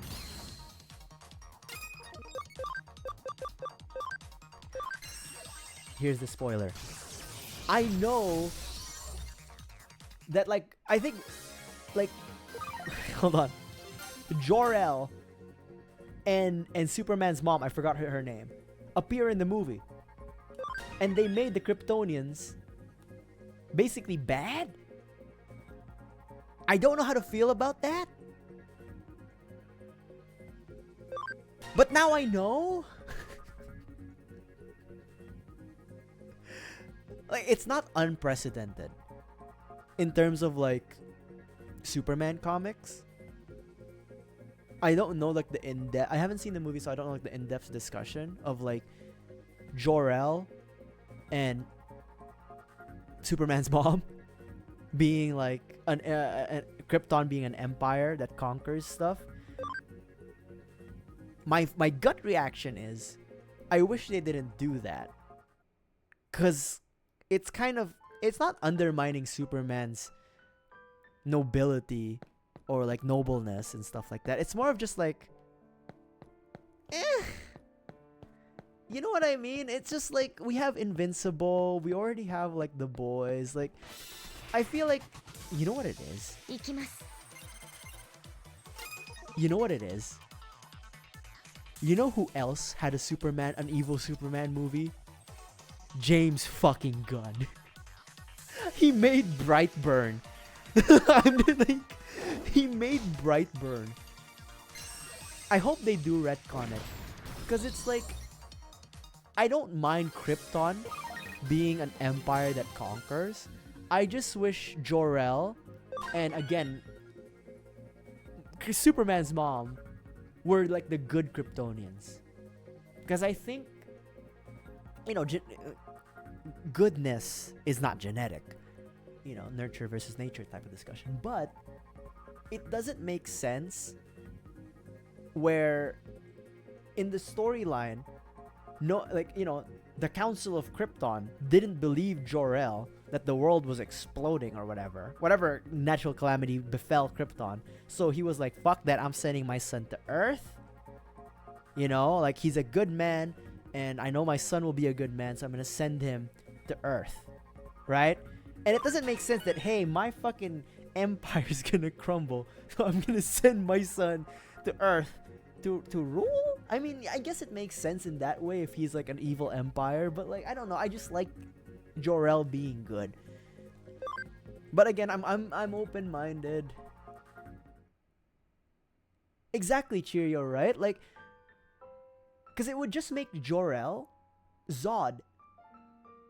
Because the moment Zod escapes the Phantom Zone, he's like, what's up, bitches? like, what's the point of Zod being imprisoned then? Because they're obviously gonna have Zod. Like, if Krypton is an, you know, all-encompassing colonial empire, what's the point of, like, what crime would Zod have to do to be imprisoned?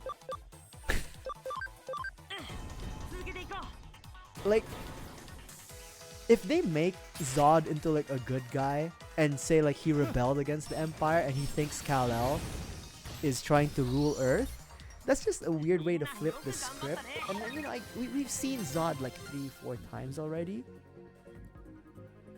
Yeah, we'll talk about it when I see Superman, because that spoiler of like Jor-El, it was like, oh really? I like twists, but I don't know.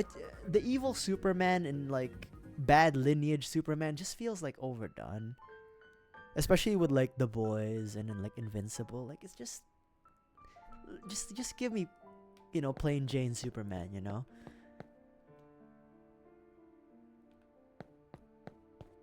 But yeah, I also Bradley Cooper is Jor-El, right? Sorry.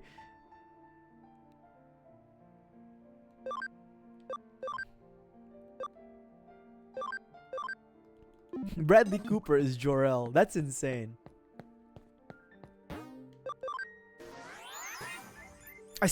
Dude, you know what's the worst part? I saw a fucking screen grab or like a picture of like Bradley Cooper and whoever the actress was who plays Superman's mom. I can't remember her name. What's Superman's mom's name? But yeah, I was like, that's Bradley Cooper? Like, he didn't look like Bradley Cooper. She was in Westworld. Oh, you know what? That's another show I haven't watched. Like, I watched like the first few episodes and I liked it, but I kind of got lost in the sense of like I just dropped it for a bit and I was like, I'm good. I'm good. Deeps is okay. I'll come back to this someday, just like Game of Thrones. I never went back to Game of Thrones.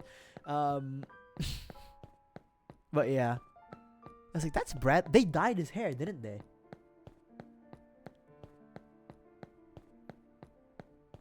They dyed Bradley Cooper's hair. Or at least they gave him like a fucking wig or something. No more Dinosaur Park. What do you mean? Bro, we have been playing. We played Jurassic World yesterday. We're gonna play it again, potentially. Maybe. I'm trying to think. Maybe Friday? We'll see. But we're definitely playing. I actually really like Jurassic World Evolution. I'm not even lying. I actually like it. it's like I didn't expect I'd like it as much, to be honest. But I actually do. So it's cool. But yeah, man. What's it called? Jesus Christ. Yeah, Bradley Cooper. You know, I'm not gonna lie. I know people don't like Chris Pratt because of other things. Whatever things people don't like Chris Pratt about. But I wouldn't mind. I'm just saying this. I wouldn't mind if Chris Pratt was Booster Gold. Because it's basically just Star-Lord. Like, it'll just basically be his Star-Lord. Except instead of space travel, he's time traveling. So I'm just saying, I wouldn't mind Booster Gold, Chris Pratt.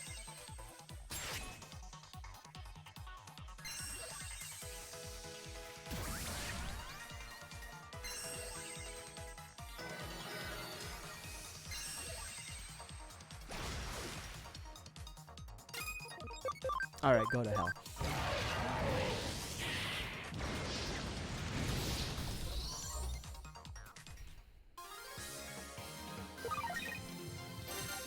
So, if Raremon's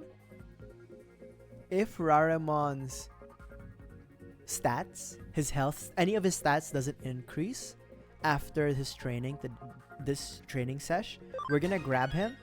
We're gonna manually level him up here. Like, grind him.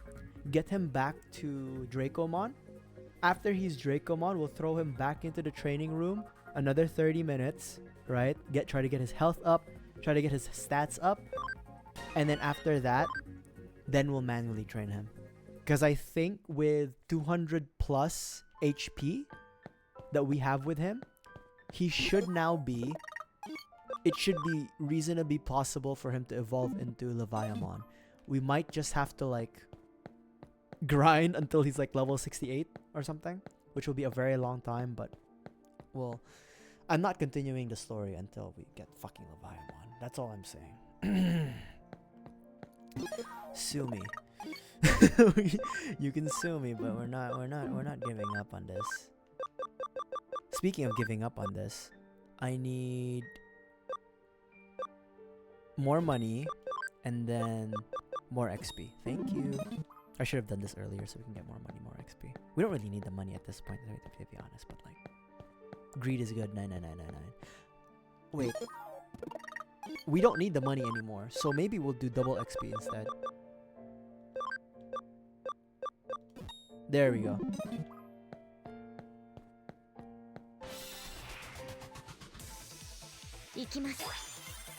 Nice.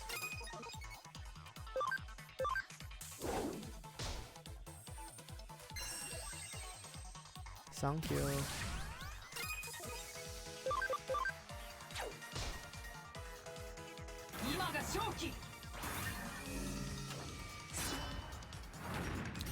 And also by then, we will reach a point where Digidremon's gonna be like level 45 maybe.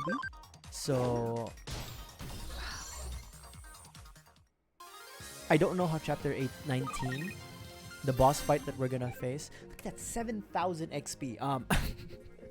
I don't know how the boss fight we're gonna face in chapter 19, which we are now, is gonna wrap up. Is it gonna, like, we're gonna beat what's his face?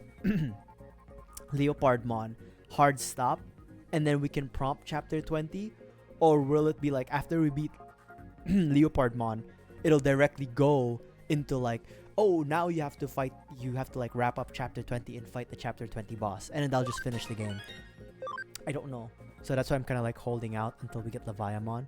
I want to bring my squad that I promised that I'll bring into the fight. That makes sense.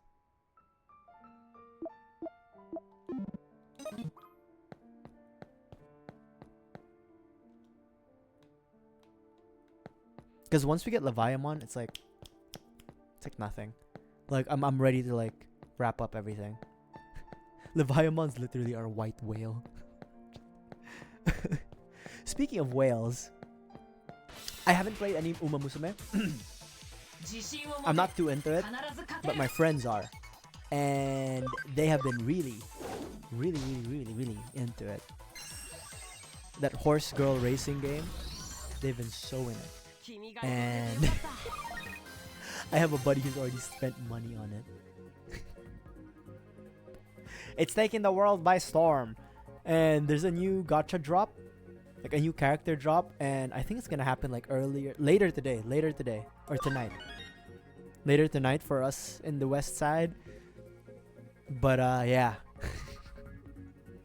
It's crazy. And then I'll be honest, I can never really get into gacha games because I only care about number one, the gambling, the pulling of the gacha, and number two, like any characters that I like. That's it. That's really it. But some people get really into it, like they min-max it, they look at strats, they build decks around it, and that's fine. If that's for you, that's for you. That's not for me.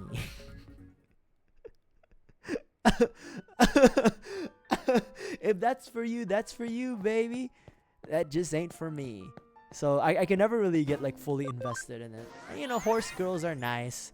I like screaming into my mic, telling Maruzensky to go faster, and then she goes slower. But you know, I'll leave that to the professionals.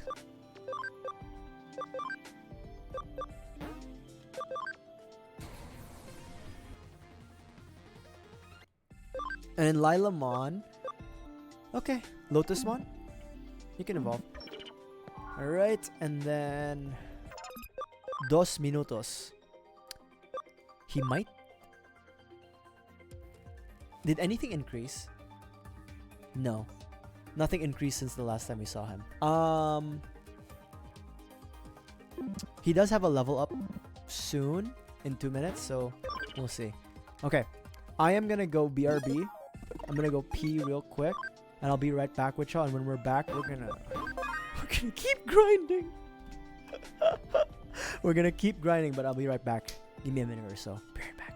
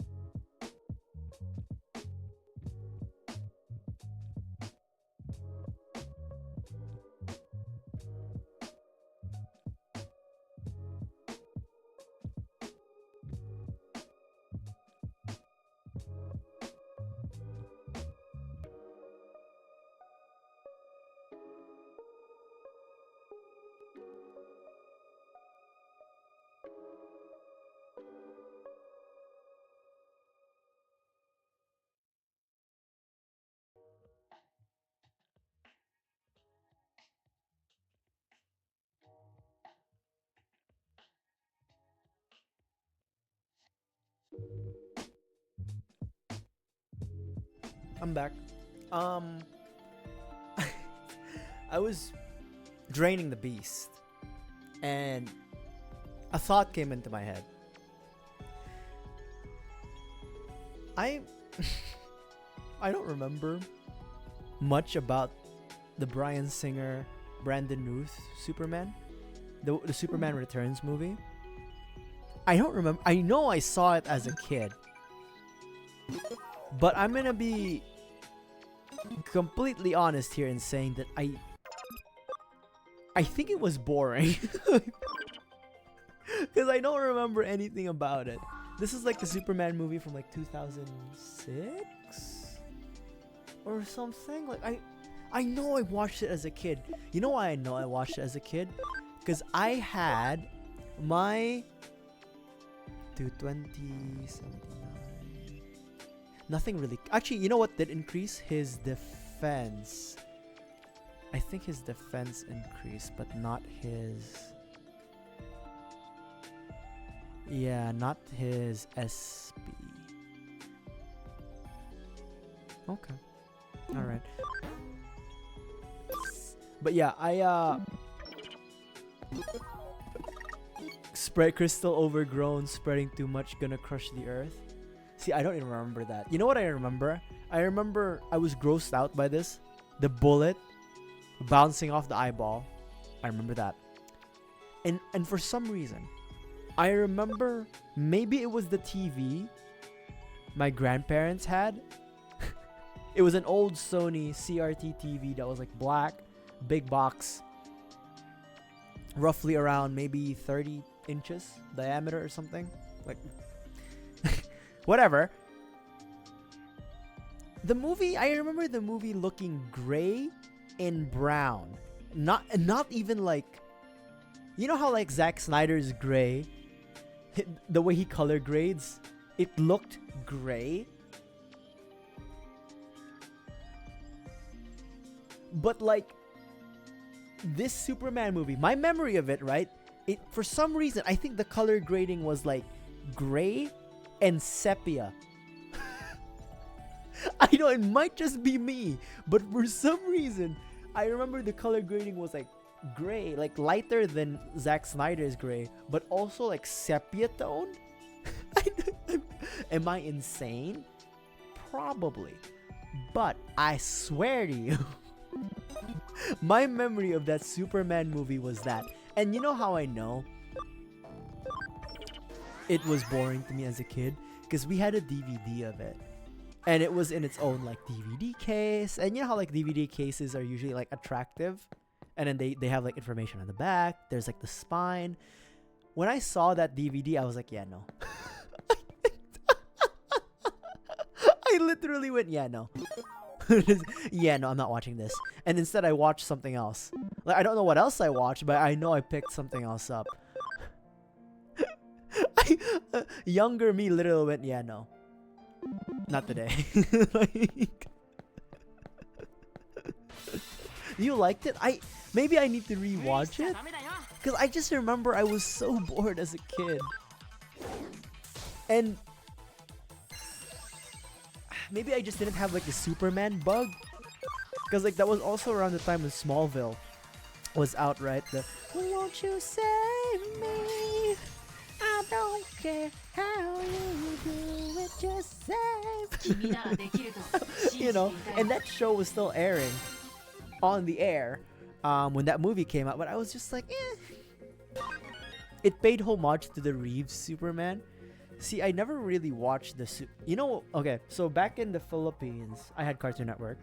It was on cable. We had cable, so we had Cartoon Network.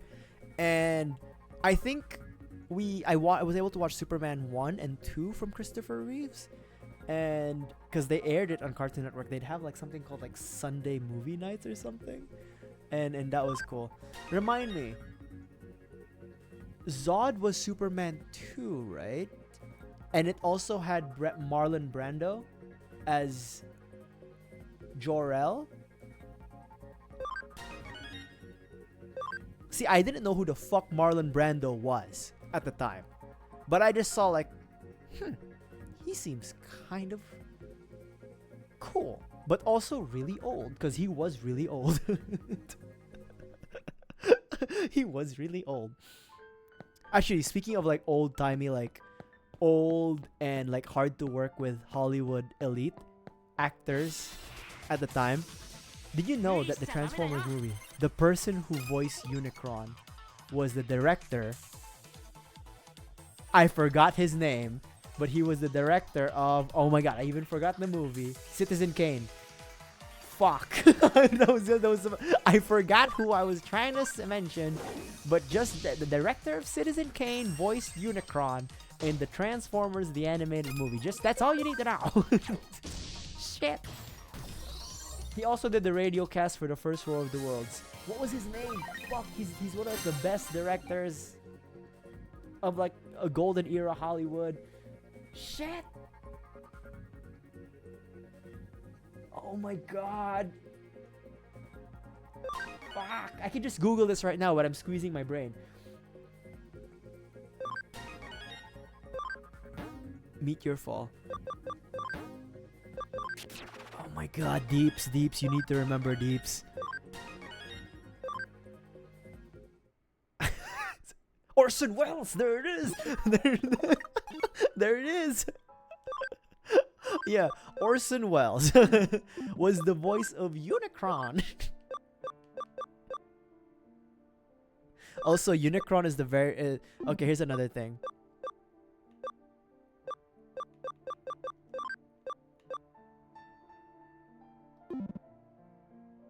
Unicron is also the reason why I can't say Gundam Unicorn.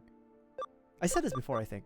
Like, the reason why I can't say Gundam Unicorn is because I always go into saying Unicron. Like, Gundam Unicron. No, that's because I have to, like, consciously remember it's Unicorn. Because like, if you just let me talk, and I don't think about what I'm saying, I want to say, like, 5 times out of... Like, 5 times out of 10, I'll say Unicron. Just by accident.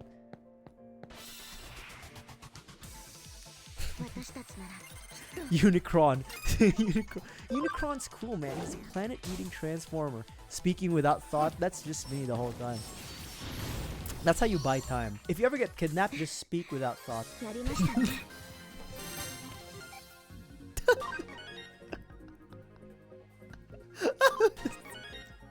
If you ever get kidnapped and like you know your kidnappers aren't hostile, just talk. You know, just speak without any thought. Just like, yo, man. Just like, yo, what's up, bro? You know, kidnappings. Am I right? Oh man.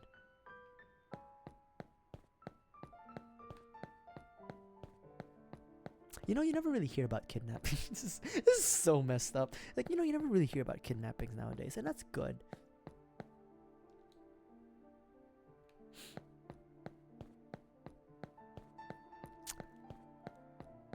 Actually, you know what? That's not true. Because backshots. Oh, we haven't had a backshot in a while. I get Amber Alerts a lot. And like there's always something disconcerting about like getting Amber Alerts, because like that's like a kid, a person who's like, is it, remind me, Amber Alerts apply to 18 and under, or was it 16 and under? But yeah, it's always disconcerting because it's always like you get Amber Alerts and it's like, I don't know, it's always sad. Because like, at least from what I see, like the Amber Alerts I get, it's always like a person below 15. You know, makes sense because like at that age, that's the age. But I also know that, and this is also another sad reality that we live in, is that a lot of air quotes kidnapping is a parent who may or may not be bad trying to get their kid back. But, you know, they might not have custody of the kid. I shouldn't talk about this because it's a pretty sad topic. But yeah, that's, you know, it's the reality of what we live in. But yeah.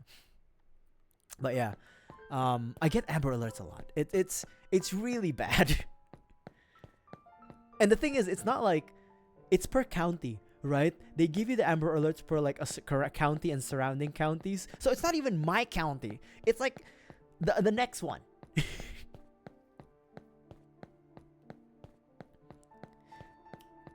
We don't see missing kids, right? Milk cartons anymore.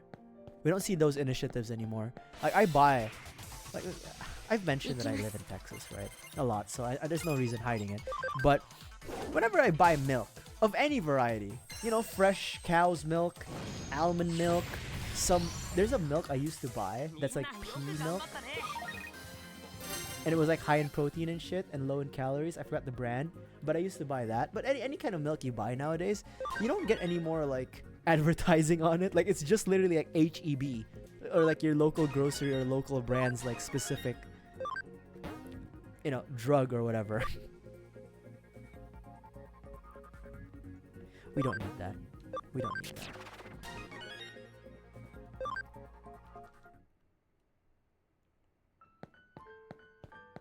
Let's have one more fight so we can level up Duramon. I don't remember his level requirements, his evolution requirements, but I think he's also pretty close.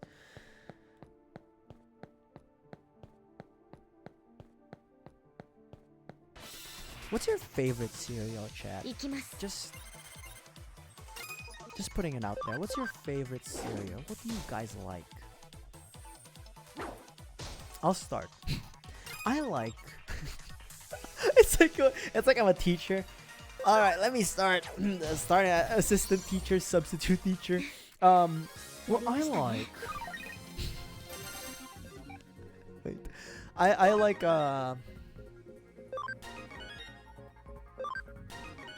Hold on, I'm looking at the stats.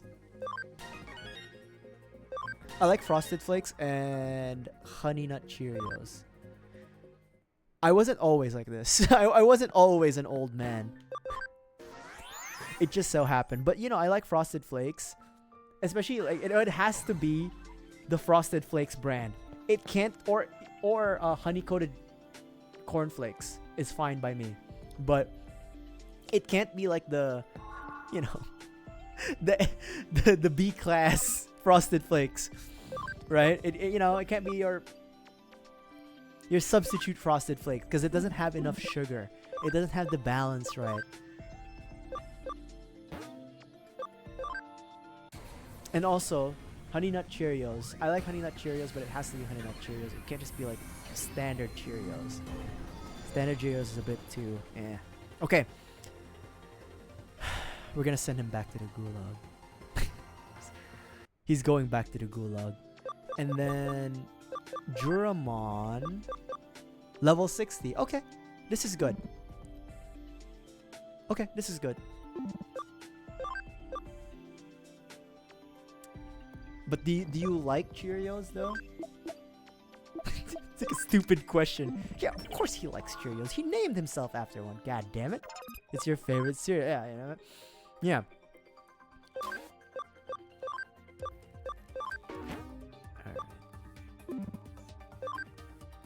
Alright, you better do your shit, man. Alright.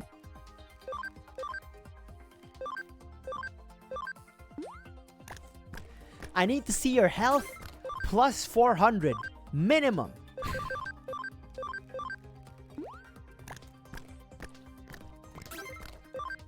Alright, I need to see that health plus 400 minimum. 1, 2, 3, 4, 5.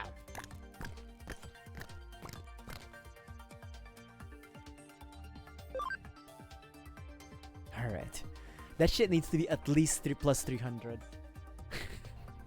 If he can get a little bit of SP growth too, I'd be happy. But at this point, I really just want Leviamon. He has 161 Abby. But yeah, Frosted Flakes and Honey Nut Cheerios I really like. We had in the Philippines, and I think in the rest of Southeast Asia, we had a brand of cereal called Honey Stars. Honey Stars are basically just like Honey Nut Cheerios. It's really good. That's also why I like Honey Nut Cheerios. And we had Cocoa Crunch. Cocoa Crunch was good. It was like a chocolate. It had a bit of a bitter aftertaste too, which made it bearable a lot. But it was a sweet, you know, chocolate cereal. It was like a crunchy cereal. And we had Cookie Crisps, just like here in the States. As a kid, I preferred Cocoa Crunch because it's chocolate. They had something called the Cocoa Crunch Duo, which was like a milk flavored or white chocolate flavored. So it was like basically like black and white, like the cereals. And we also had Milo. Milo cereals are also pretty dope. But as I got older, my tastes changed, and I now much prefer slightly sweet cereals, but not too much. Because like, I never really liked Cookie Crisps.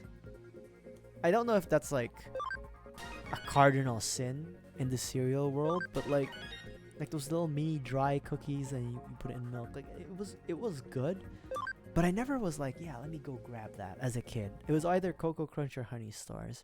We also had Corn Flakes, which was Corn Flakes, you know. Cocoa Puffs. I've tried Cocoa Puffs. I don't really like the puffs. Oh, you know what? There is one thing I haven't tried. Lucky Charms. I've tried Trix. I don't like fruit flavored stuff, so I didn't like Trix. Even as a kid, I don't like fruit flavored sweets. I like fruits, but not fruit flavored sweets. But I never tried Lucky Charms. Cocoa Puffs was okay, but I didn't really attach myself to it. SpongeBob cereal. Oh, you know what? That's also true. Because like Cookie Crisps, if you don't put milk in them, they fuck up your upper gums, like the roof of your mouth. They fuck that shit up, dog. Like it's not light work. Like that shit was like scratchy as hell. SpongeBob cereal. What was the brand of SpongeBob cereal? What was like its brand name?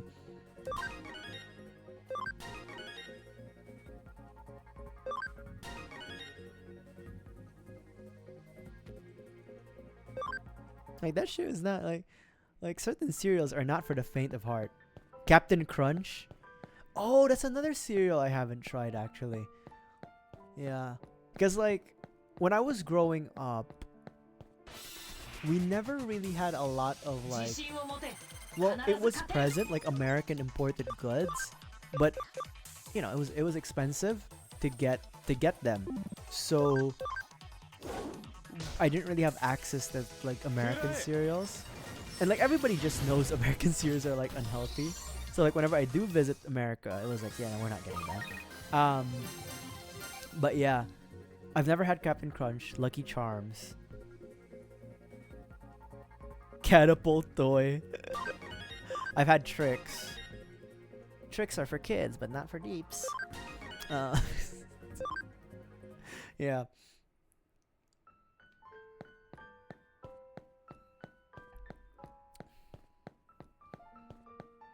Catapult toys. You know, cereal toys are kind of cool, but no, you know what? They were kind of cool when I was much younger, but when I got older, they got shittier. Just like the McDonald's Happy Meals. As a kid, I used to envy Happy Meals because like because here's the thing. No, like quality wise. Like when I was like 4 and 5, the quality of the Happy Meals were like good, and then they dropped off when I was like, as I got older, it's like they got shittier, the plastic, like the toys got worse and stuff like that. Like the quality of the toys got shittier. Like even as a kid, I knew it was like, this is pretty shit. But what was I saying? But yeah, I never really got Happy Meals because one, like I think in the Philippines,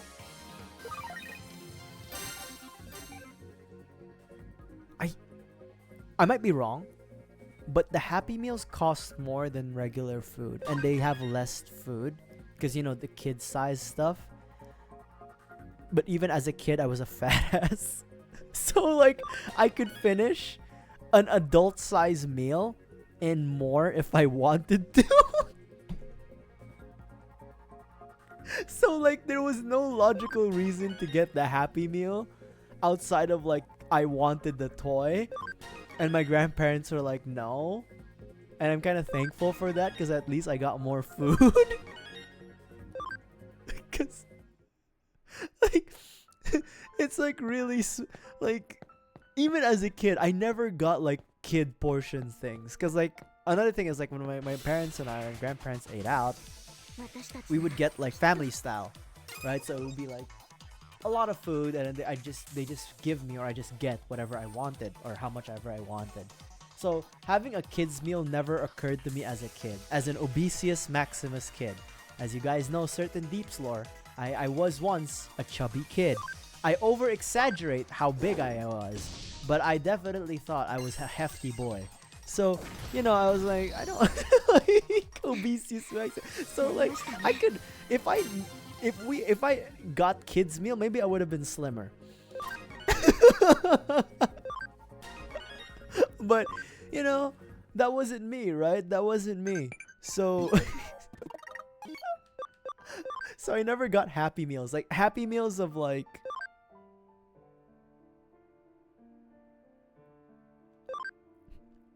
I never got Happy Meals or like the Jolly Meals. Like Jollibee also had Happy Meals because obviously.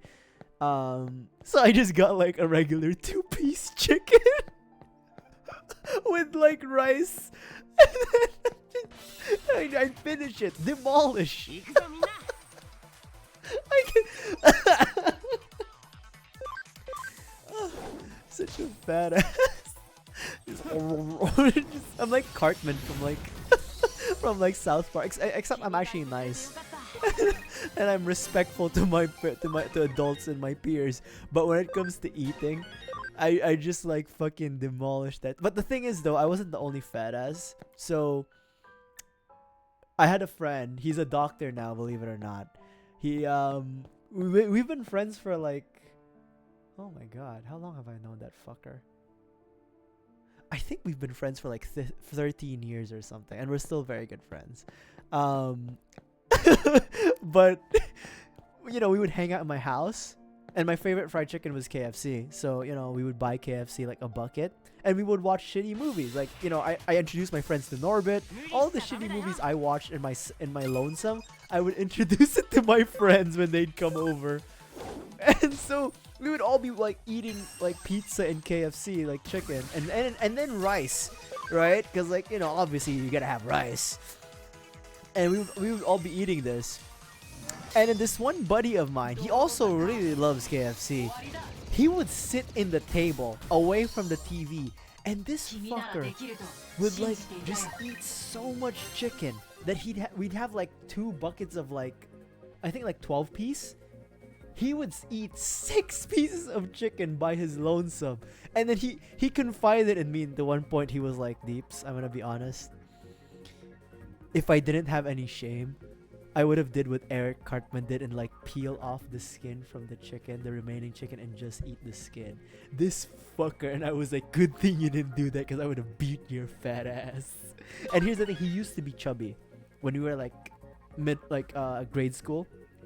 And then just before middle school or like high school, he went to like a trip to China. It was like a foreign language, like, you know, summer camp thing to learn Mandarin and whatever. Actually, no, was it China or Taiwan? No, they went to China. And that motherfucker, he got slim. I don't know what they fed him or didn't feed him.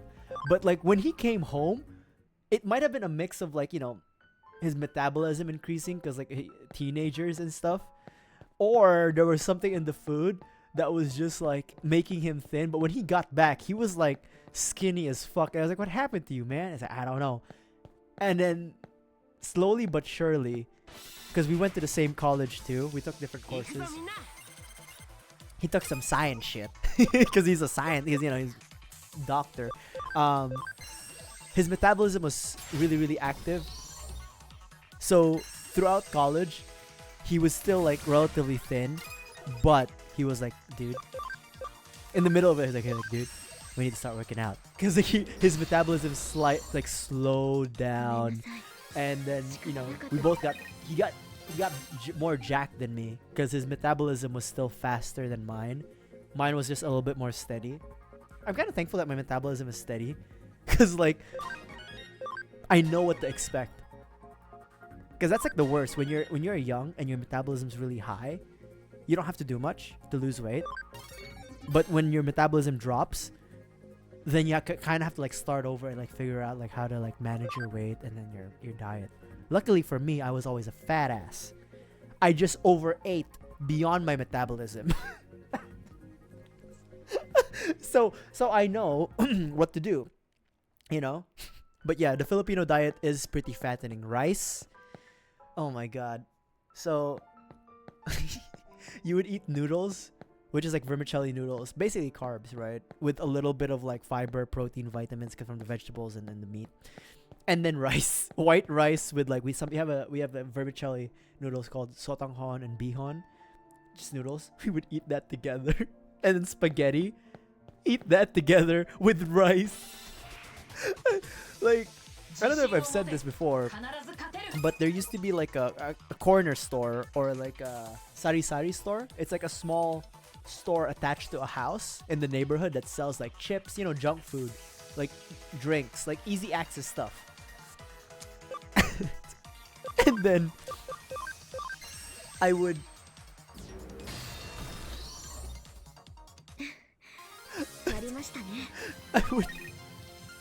for lunch because my grandparents weren't around all the time because they had to work, so I had to be left in the care of like a yaya or like a household helper. And then I'd come home from kindergarten and she'd be like, Deeps, what do you want to eat for lunch? We have food on the table, like we have proper food like rice, soup, and then like whatever meal is there. And I'd say, yeah, can you buy some like chips outside as well? Because what I would do, we had a chip called Chippy, and it's still around. It's like this super salty corn snack, barbecue flavored. I would have like roughly maybe I don't know if I had 2 cups of rice as a kid, but I had a cup of rice, even more probably, some soup, and whatever like main entree is there. And then I would have the chippy on the side. And I'd eat that with everything. And then sometimes I'd be like, oh man, I'm hungry. Let me get more rice. And then just chippy. Fuck the soup. Fuck the entree. We just get... It's just carbs on MSG. God, it wasn't hard to see why I was a fat ass. Chicharron. Or chicharrones, which is like, pig's fat and pig's skin made crispy. Bro, I'd get soup, the chicharron, a little bit of soy sauce, and rice. This is such a fat ass. Like, it's not... It's... Oh my god. And the thing is, I'm not the only one who did that. That's the worst part. I'm not the only kid who has that experience. That's like the sad part of it all. I wasn't the only kid who was like that. Like, my other friends were like that too. I have a buddy who's even worse. He this was in college. I think I told you guys about this. So in Southeast Asia, or in places where mangoes are available, it's not unheard of to put mango, especially green unripe mangoes, with something salty like soy sauce, or if you have ripe mangoes, you do the Mexican way, which is with like tajin, right? Hold on, let me drink some water and I'll continue my story.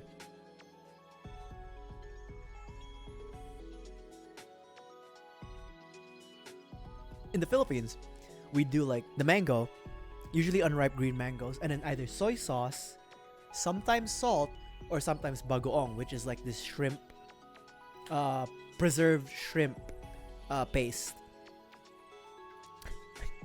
I had a buddy in college, very good a friend of mine. He sometimes comes up to the channel to chat and watch my shit sometimes. But in college, this fucker, right? He had like unripe mangoes. He peeled it in his dorm room. We had a fridge in the dorm room. You could bring your own fridge. And then I was just like talking to him, you know, like talking shit, like, yo man, blah, blah, blah, blah.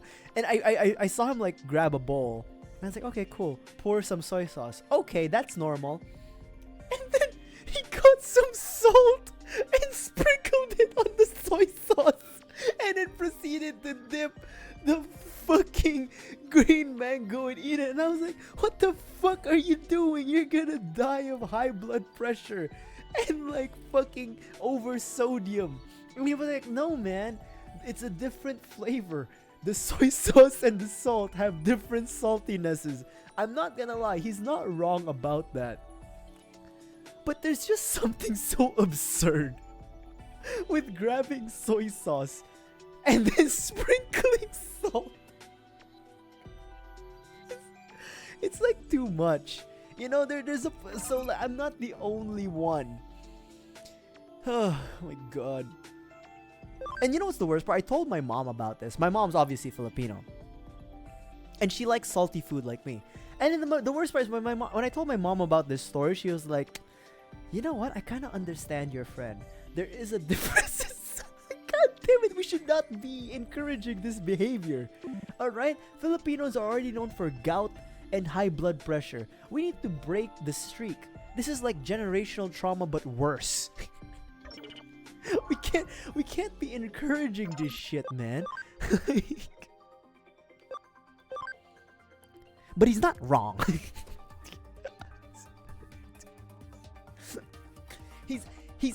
He's not wrong that there's a difference in the saltiness. Like there's a different salt level, like flavor, right? There's a different flavor between the saltinesses. It's just, it feels like it's morally wrong to do that though.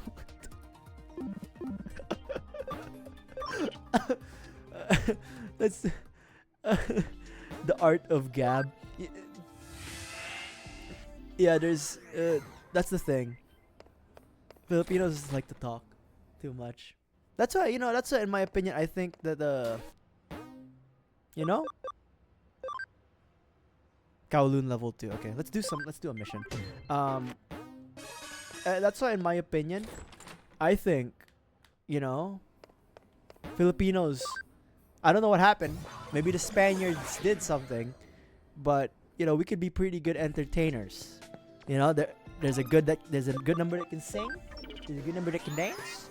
We haven't proven the acting side yet, but when it comes to the talking side, shit, bro, I could host a late night TV show. I believe, you know, I believe that I could host either a late night TV show or a late night radio show.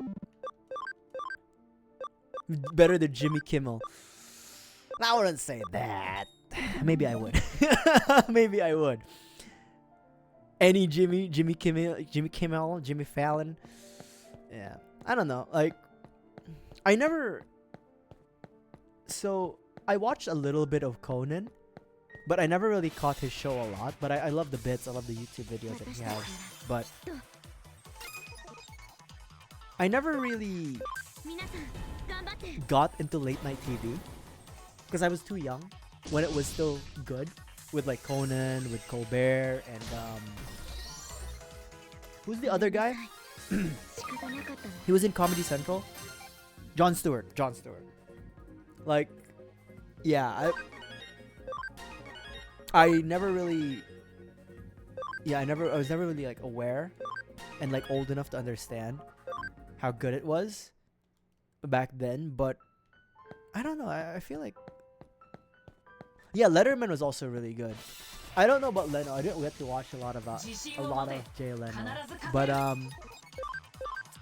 yeah, I never really caught on with late night TV, and I don't know why. Because like Fallon and Kimmel, they had like in the 2010s, they were kind of blowing up too because, and also what was the British guy's name? The Late Late Show.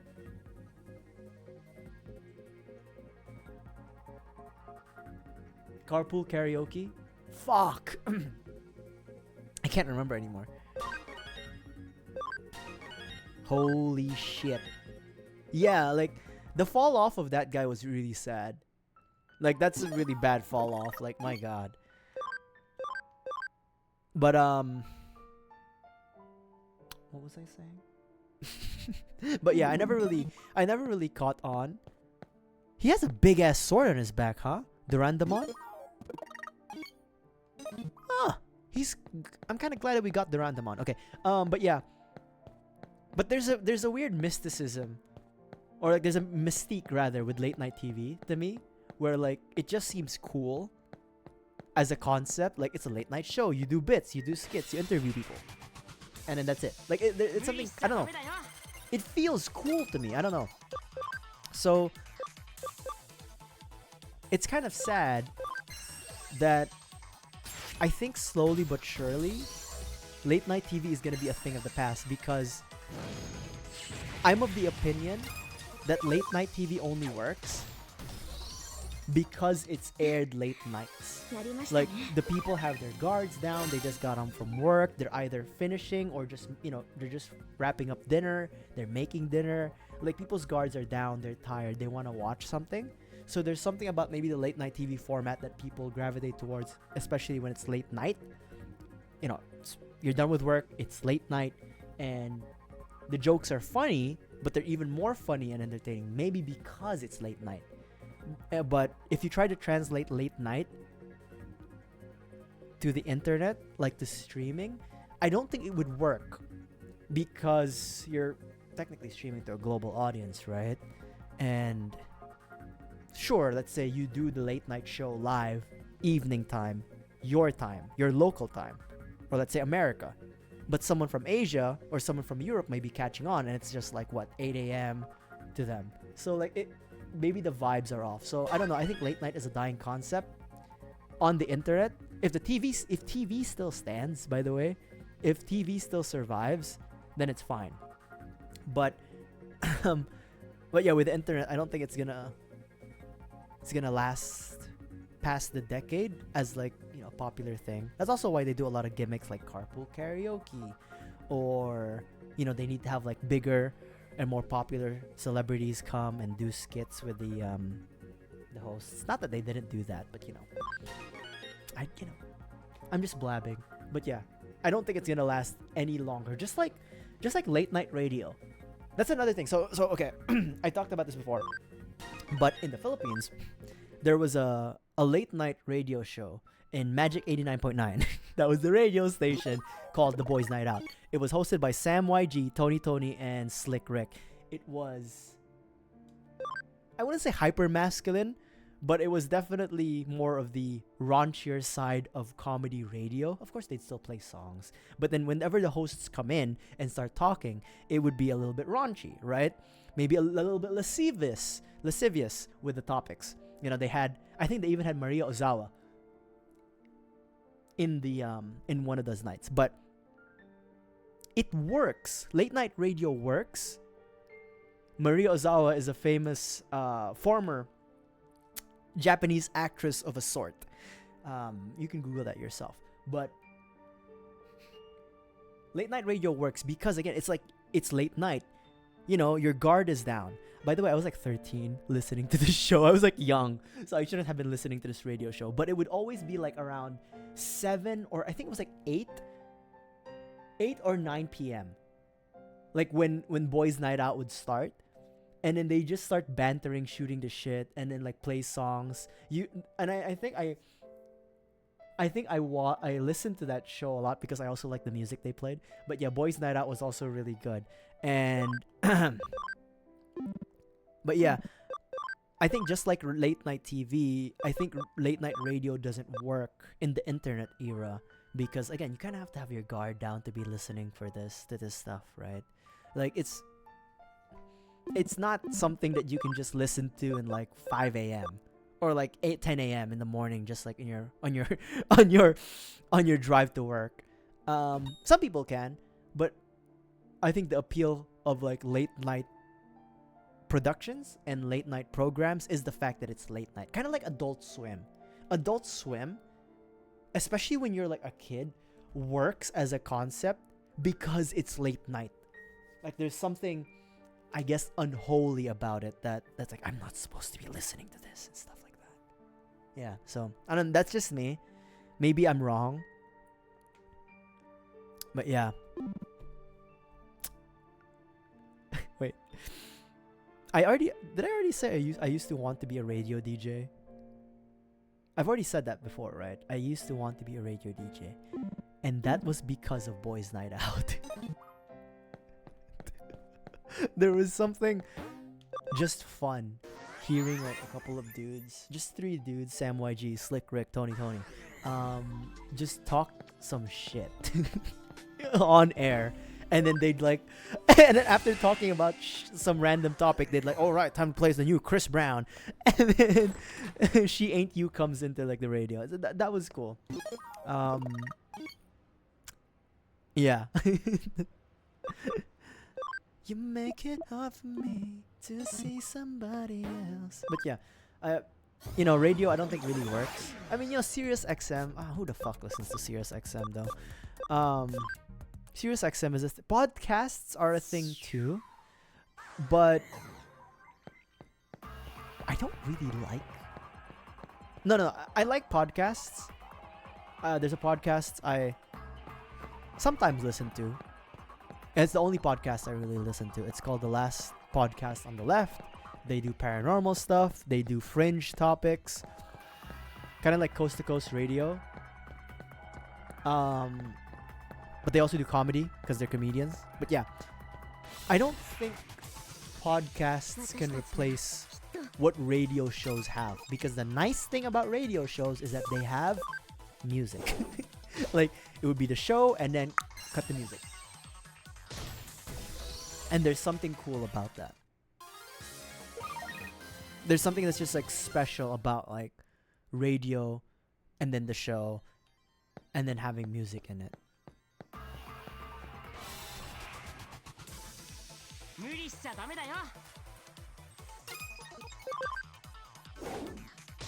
I'm trying to think. I have another topic that I want to talk about, but I'm not sure if I've already... fuck if I've already talked about it. So, I miss the days... This is Old Man Yells at Clouds again. I miss the days when we didn't have on-demand entertainment. Just hear me out.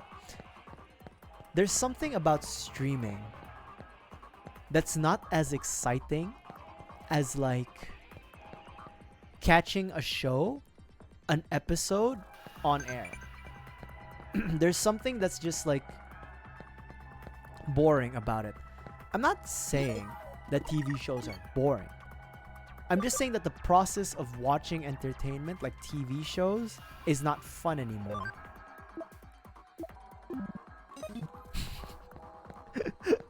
Like I kind of miss like having to wait for a show to air on TV and then watching it on TV. I think the last example of this was, and it's the most recent example I have because I didn't have streaming services at the time, was The Flash. So The Flash TV show. The Flash aired on like a cable syndicated cable channel called Jack TV in the Philippines, and it would be simulcast, or like it would be like same day. Like if it came out on Friday on the US, it would come out on Friday on the Philippines, or it would come out the Saturday rather. It would come out the Saturday after, like the show aired in the US. So that was exciting for me because it's like, oh yeah, it's time to watch, the show. And now, most shows are like dropped on you, and then that's it. Now again, there's a lot of like streaming shows, and they kind of caught on where like they do it piecemeal, like week per week. But there's a component there that's missing from the TV days, which is if you miss that episode, you might miss it for the rest of the week. It might not re-air until like the next episode airs. There's something about that that's just like attractive to me. Again, it was inconvenient. It was ultimately ass. But it was kind of fun. And I kind of miss that. And it kind of held you captive to watch TV. Not to say that watching TV is a good thing or that being held captive by watching TV is a good thing. I'm just saying that it wasn't as easy to like switch between channels. Or like it's easy to switch between channels, but like, you know, to cherry pick the content you want. Because one thing I realized, and this is the thesis statement of what I'm trying to say. A lot of movies and a lot of TV shows nowadays aren't allowed to build up anymore. Like they have to catch you within the first 10 minutes or else someone's leaving. Someone's literally gonna switch to like a different streaming title. Right? Like there's not a lot of like build up in shows anymore compared to like in the 2000s. Or like, yeah, I don't know. And there's also a lot of like filler channel or filler episodes nowadays to fill out time slots. But like, you know, these are just complaints that I have in life. Do they make sense? No, not really. But I just miss being a captive TV audience. I think that's what it is. I think at the end of the day, that's what it is.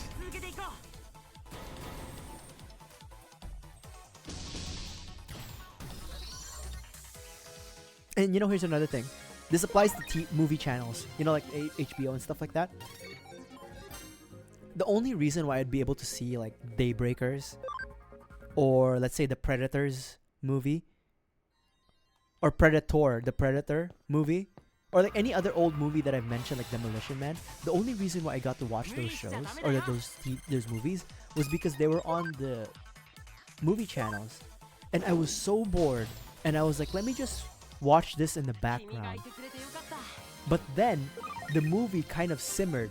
Like it was allowed to simmer with me and I was like, this is really cool. Like I got to sit with it at home, because like nowadays if you don't like a movie and I'm guilty of this. I don't let it simmer because I can just be like, I'll just watch YouTube or I'll just watch a different movie. This is all. And what I'm trying to say is I didn't continue watching The Happening. That's what I'm trying to say. I didn't continue watching The Happening. I said I would.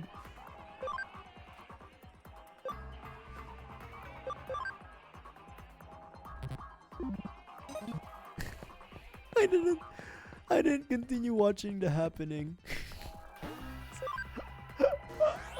That's what I'm trying to say. I didn't continue watching it. But like another one is like Donnie Darko. You know what I mean? Like, make no mistake, I like Donnie Darko. But you have to stick with it. You have to stick with a movie sometimes for it to grow on you. Donnie Darko is kind of one of those. Yeah. So like creators nowadays, especially like filmmakers and TV show makers, they kind of have to like get you within the first episode, like within the first 10 minutes of an episode or a movie, or else you're like clicking off if it comes to streaming, right? But if it's on a cinema, I've never walked out of a cinema. By the way, I have sat through every shit movie decision I've made. I have never walked out of any movie experience. So is that something to be proud of? I don't know, but yeah.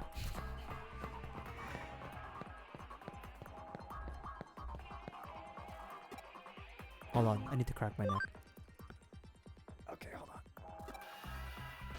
Ah, there it is. Oh my god.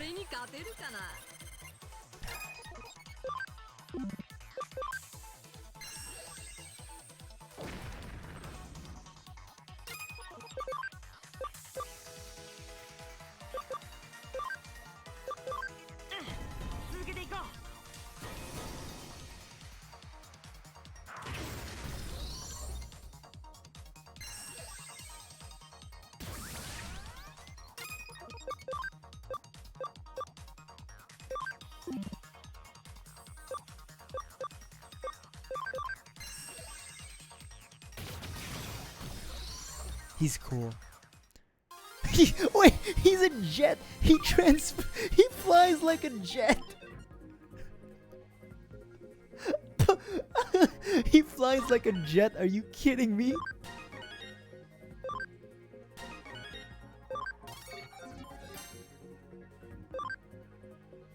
All right.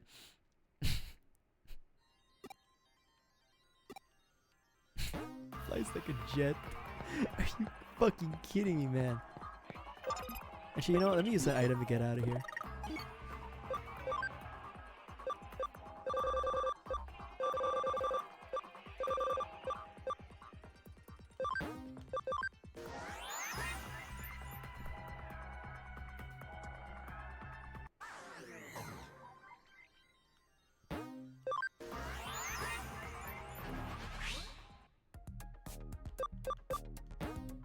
Oh, this was a few months ago, but have I talked about...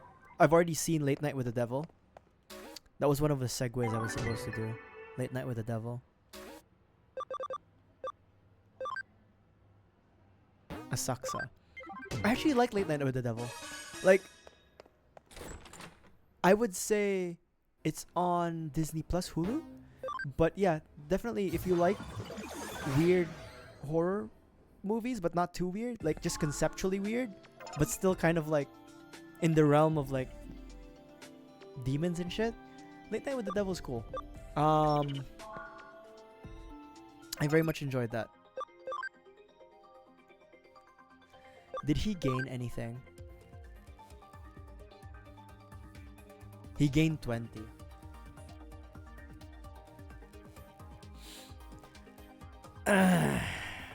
Okay, let me think about this. He needs to be level 60. He's 18 right now.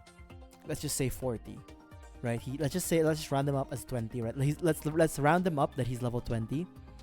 He needs 40 levels. 40 times 10 is 400.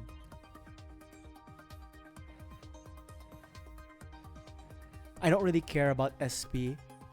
I don't really care about all the other stats because we can make the other stats work. The stats that we need to care about is just HP. We need him to reach 2000 by level 60 something. I could also say it's 1.5 instead. So 4 times 1.5, 60, 600. 600 levels.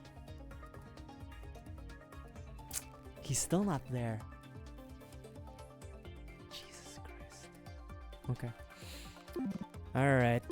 We're gonna have to do this the hard way. We're gonna have to devolve him back. Force him to train again. It's still not enough. Still not enough.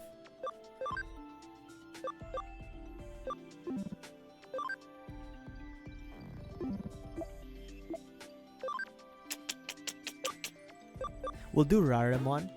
It's easier for him to evolve from Raramon. Alright. I need that. I need his health stat. I need his... We need to... We need his... We need his HP stat to be plus 400. At least. It has to be.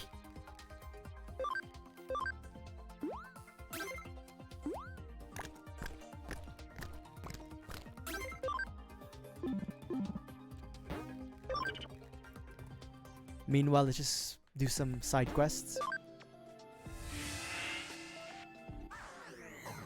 This whole fucking... How long have I been streaming for 2 hours? Oh, not so bad. Not so bad. Late Night with the Devil, right. Late Night with the Devil was cool. I liked it. The lead, Damien Desmalchian, he did a pretty good job in my opinion. Should I spoil it?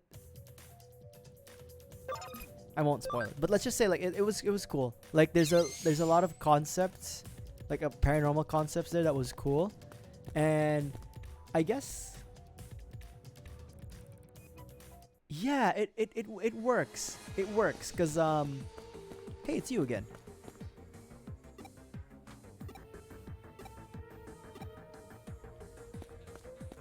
I guess, what's it called? Analog horror.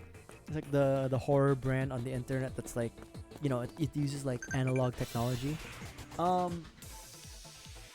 analog horror aspect of it, I thought it was gonna be like cheesy, because like there would be scenes in Late Night with the Devil where, you know, they cut the camera A, cut the camera B. It's like you're watching an actual late night TV show, and then there'd be like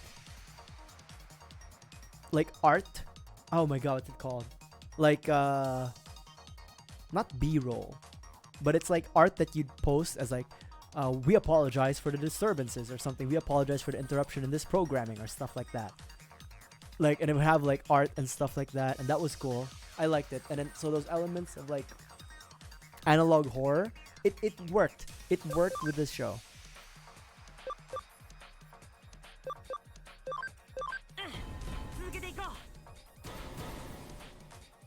It worked with the movie. So yeah, give Late Night with the Devil a watch. And this one I've talked about before, but Immaculate with Sydney Sweeney was also good. I made this comparison because I watched it the same day. Immaculate versus The First Omen. It's really just up to taste. I enjoyed The First Omen as like a more conceptual movie.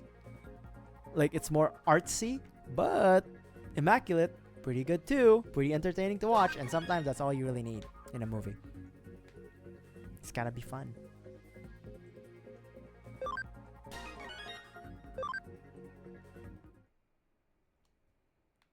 Any questions, class?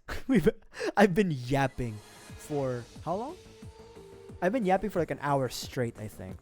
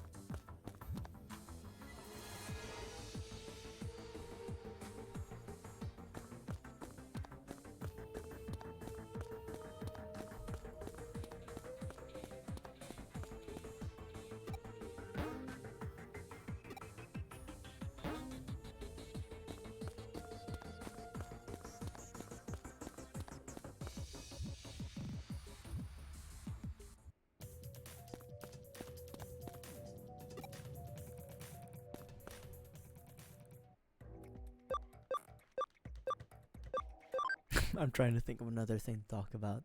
I had something, but I forgot. Can't stop, won't stop. Masters in Yapology.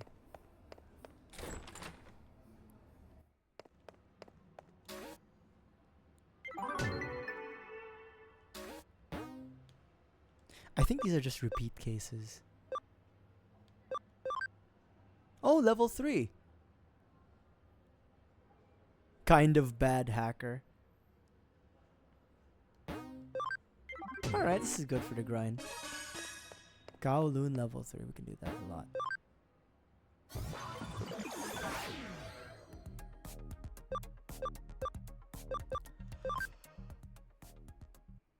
Oh my god.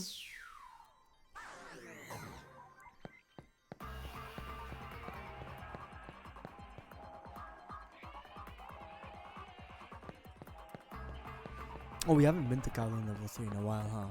Shit.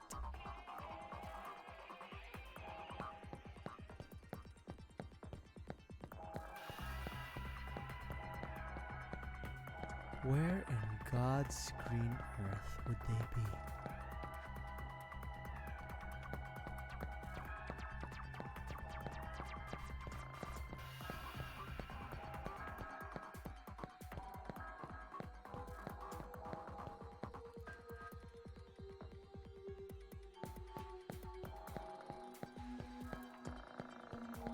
Oh, and I'm assuming for those who've been with me since the YouTube days, I'm assuming the Twitch streams have been okay.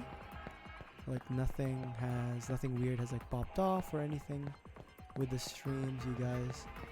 I'm just making that assumption. It's fine, yeah? Okay, good. Because I don't believe there should be any difference, really. Aside from like the ads. And thank you for watching the ads and for continuing to watch despite them.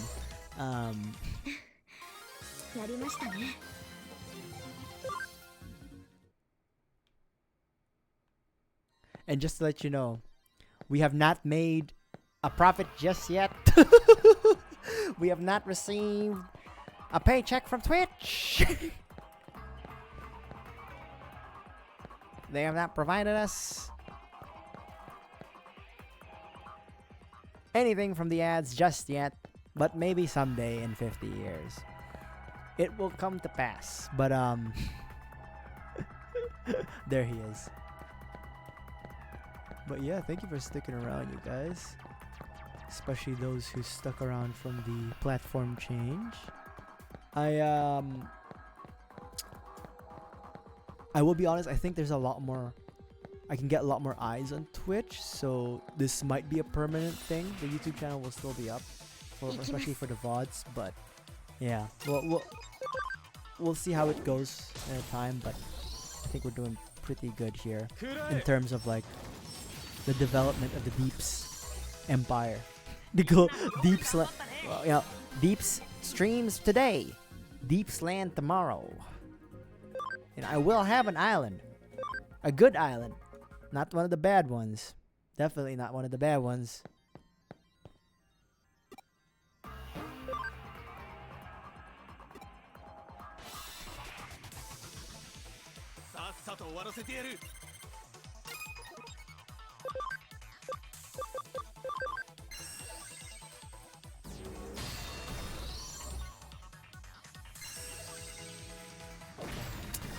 Should I?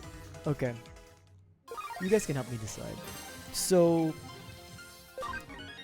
I don't have food. I have like food, but I need to cook it for tomorrow. After the gym, should I? Alright? Should I go to either Mickey D's or Taco Bell's? Or should I just cook some food? You know what I mean?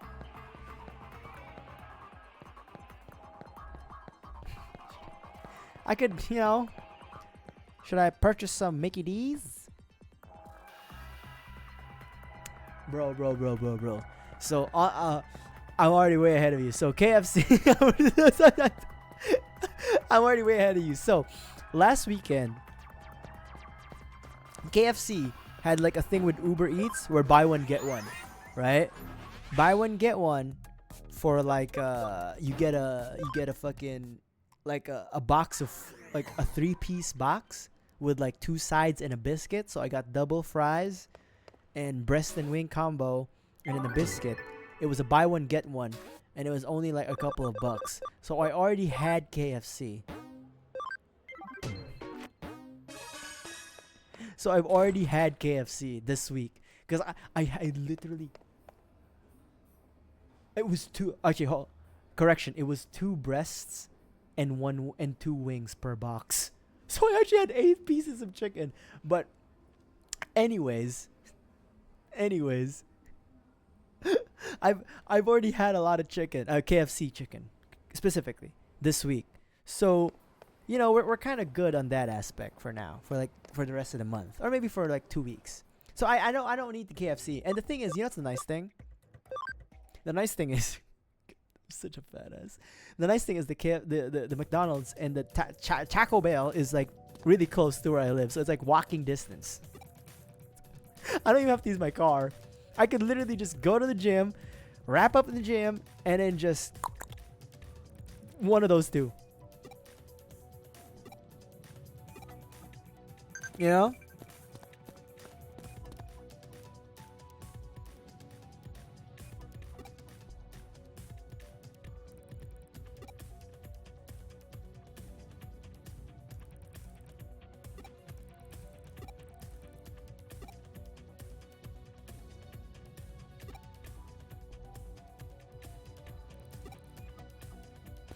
So yeah, you know, maybe you guys can help me decide. Should I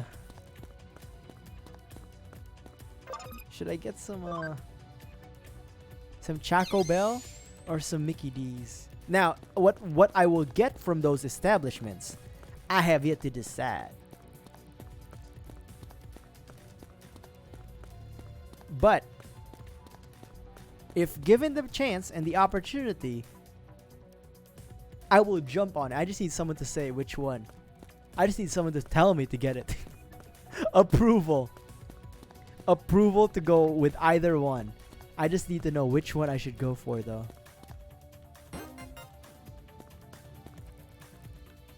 Okay, here's what I'm gonna do. I'll tell you what I'm gonna go and get. So if we go with, I don't have a Raising Cane's near me. That's the thing. That's the unfortunate reality. It has to be like close. You know what I mean? It's only those two, unfortunately. But triangulating my position. But oh my god, what's it called? But yeah, if we were to go Taco Bell, I would get large nacho fries. Two of the spicy potato tacos. Those are really good, by the way. And then potentially like one big thing, like maybe like a taco chalupa, or maybe a burrito or something. They have like this like I don't know what they call it. I don't know if they call it this chalupa or something, but it's basically like just a hard shell taco, and it's wrapped around a soft shell taco with cheese in between.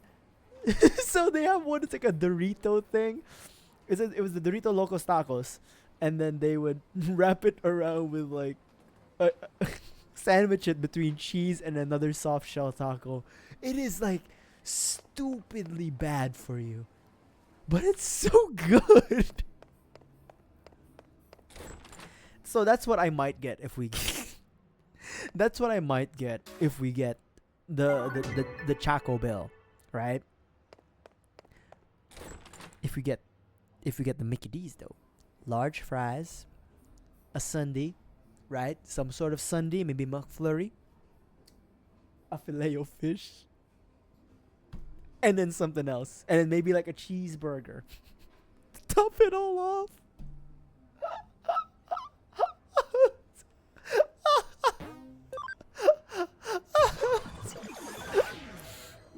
The thing is, I kind of do eat relatively good. Like, when I'm not being a fat ass, I do my best to, like, have, like, just maybe I think like a half a cup of rice or a cup of rice, an egg, like mackerel or salmon, and then like French beans. That's like, just saute it with some garlic, a little bit of oil as my vegetable, and then it would sort of be a variation of that. Maybe sometimes I put like a little bacon in there, but that's usually the mix that I have. But sometimes you just feel it. Some days you just, you know what I mean? Some days you just want to eat. You just want to die. 280. Okay, we're getting we're getting there. 280.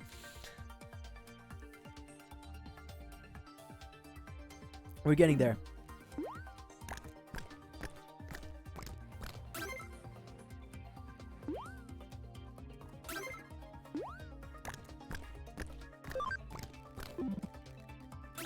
But yeah, some days you just want to die, right? some days you just want to die. Some days you just want to eat like a pig.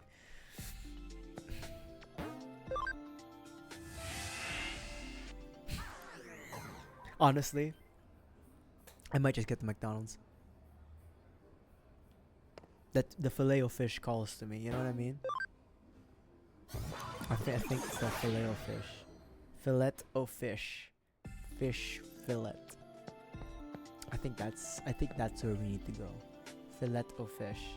I need to have a goal, cause like we're waiting for Raramon to like get more HP stats, and yeah, I have what I want already. Everyone's at a decent to high level. Yeah, except the random one. We're not really gonna use him.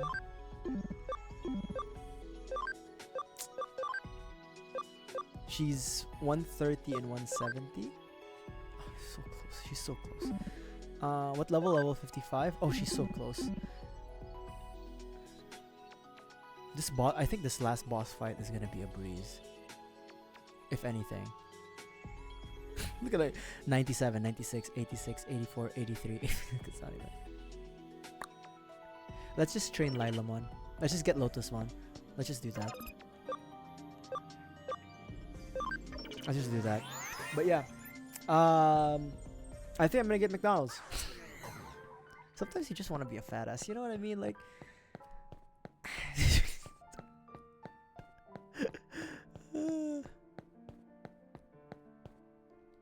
I still have. So I went to Singapore last month. I still have like half a bag of the Irvin's fish skin, salted egg fish skin. And what I was thinking is, if I don't buy any unhealthy food tomorrow, I'll just do a variation of what I do. So I'll have the beans. Maybe I'll have the salmon burger. I'll cut up a bit of bacon, saute the bacon until it gets a little crispy, drain the fat a bit, and then cook the beans in there, right, with garlic. And then have 2 eggs. Gotta maximize the protein. And then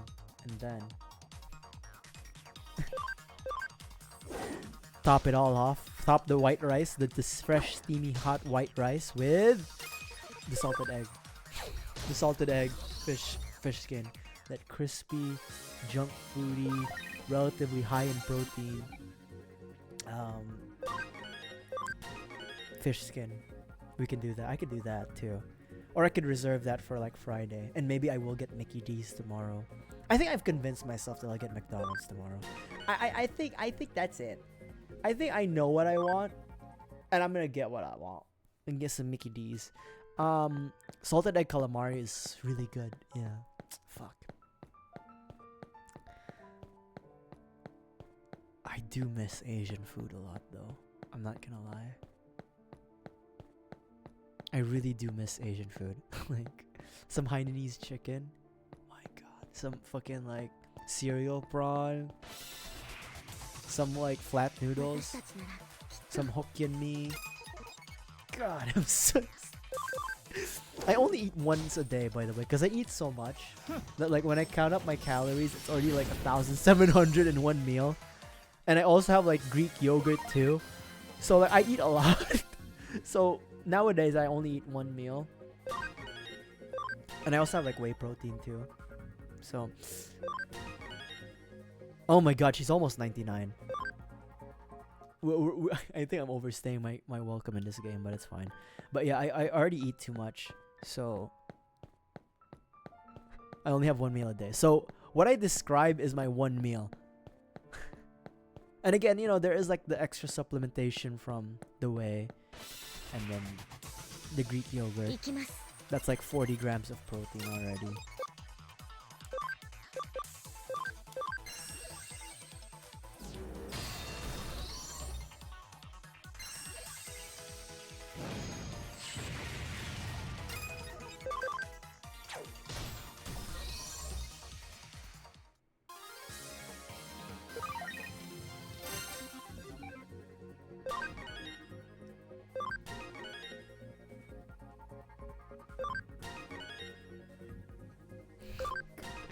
Over leveled. Okay.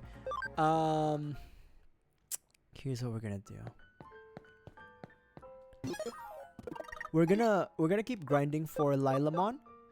Get her to 55, evolve her to Lotusmon, and then along the way we're gonna check up on Rarimon, who's in the farm, and then we'll see where he is along the way too. And yeah, we'll just keep checking, and if he gets at least plus 300 HP, maybe we can take the chance and like just level him up. Maybe he'll reach 2000 HP. No, we need to evolve him first, and then maybe he'll reach 3000 HP. But I'm just not sure. I don't know if he's got that dog in him yet. I think plus 400 HP is like the safest. Is the safest bet if I really want to have Leviamon at the end of this game. Like before we reach the end of this game, if I really want to have like Leviamon, I think getting the plus 400 stat is where we need to be. But I just don't know. If it'll reach in this stream, but we'll see. I was planning on taking a break from streaming tomorrow, but if push comes to shove and we don't get a plus 400 HP stat from Rarimon, like from the guy we're putting in from the farm, from Rarimon, what we'll do is we'll stream tomorrow, and tomorrow might be the penultimate stream too, or might be the ultimate stream. It's just done. We're just gonna wrap up the game tomorrow once we get Leviamon. We'll see. We'll see. Again, nothing is ever certain. I'm hoping we can get plus 400, at least plus 300 today. I need Digimon PEDs.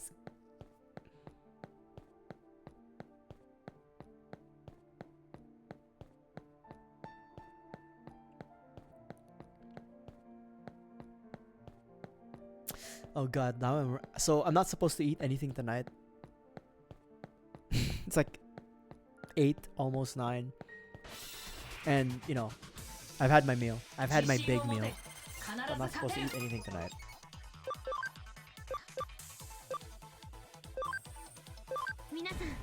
But my mind, it's just remembering that char kway teow I had.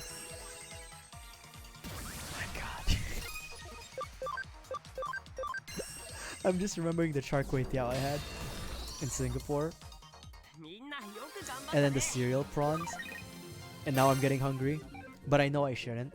I've already maxed out my calories. What do you have?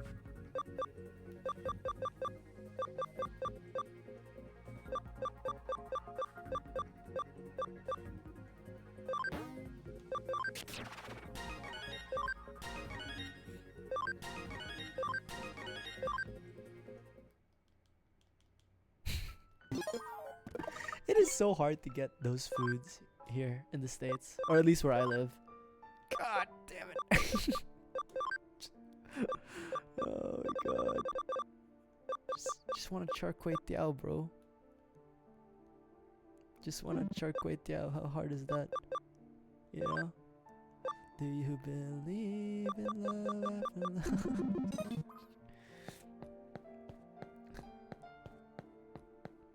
Just thinking about it. Just, it's such a fat ass just thinking about it. Or like the char siu pork, and then the duck, the roasted chicken and the roasted duck.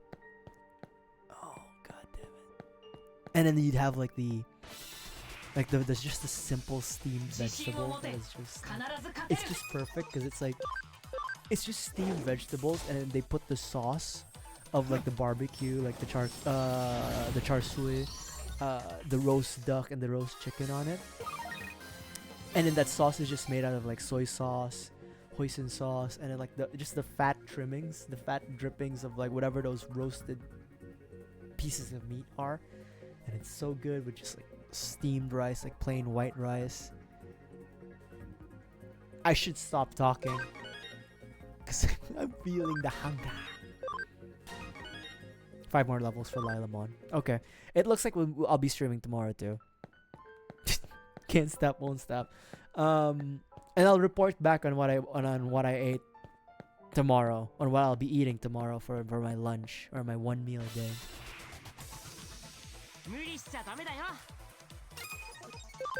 We're going McDonald's. I'm gonna get large fries. I've already got large fries. I'm gonna get filet o fish. Either nuggets or another bourgeois, and then we're gonna get a sundae, right? And I have the McDonald's app. They're stealing all of my data, but I have the McDonald's app, and And there's some promotions there that I bet I haven't claimed in a very, very, very, very, very long time.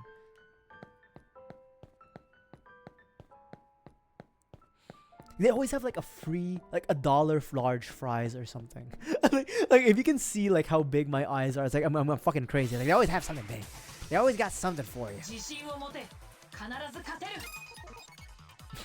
My friends and I always joke that we're like big backs, even though we're not really that big anymore. When we were younger, we were big, but like we still have the big back habits of like buying a lot of food, consuming a lot of food. You never really you never really grow out of like your eating habits as a kid. Like some people do. I don't. I just stuff my fucking face.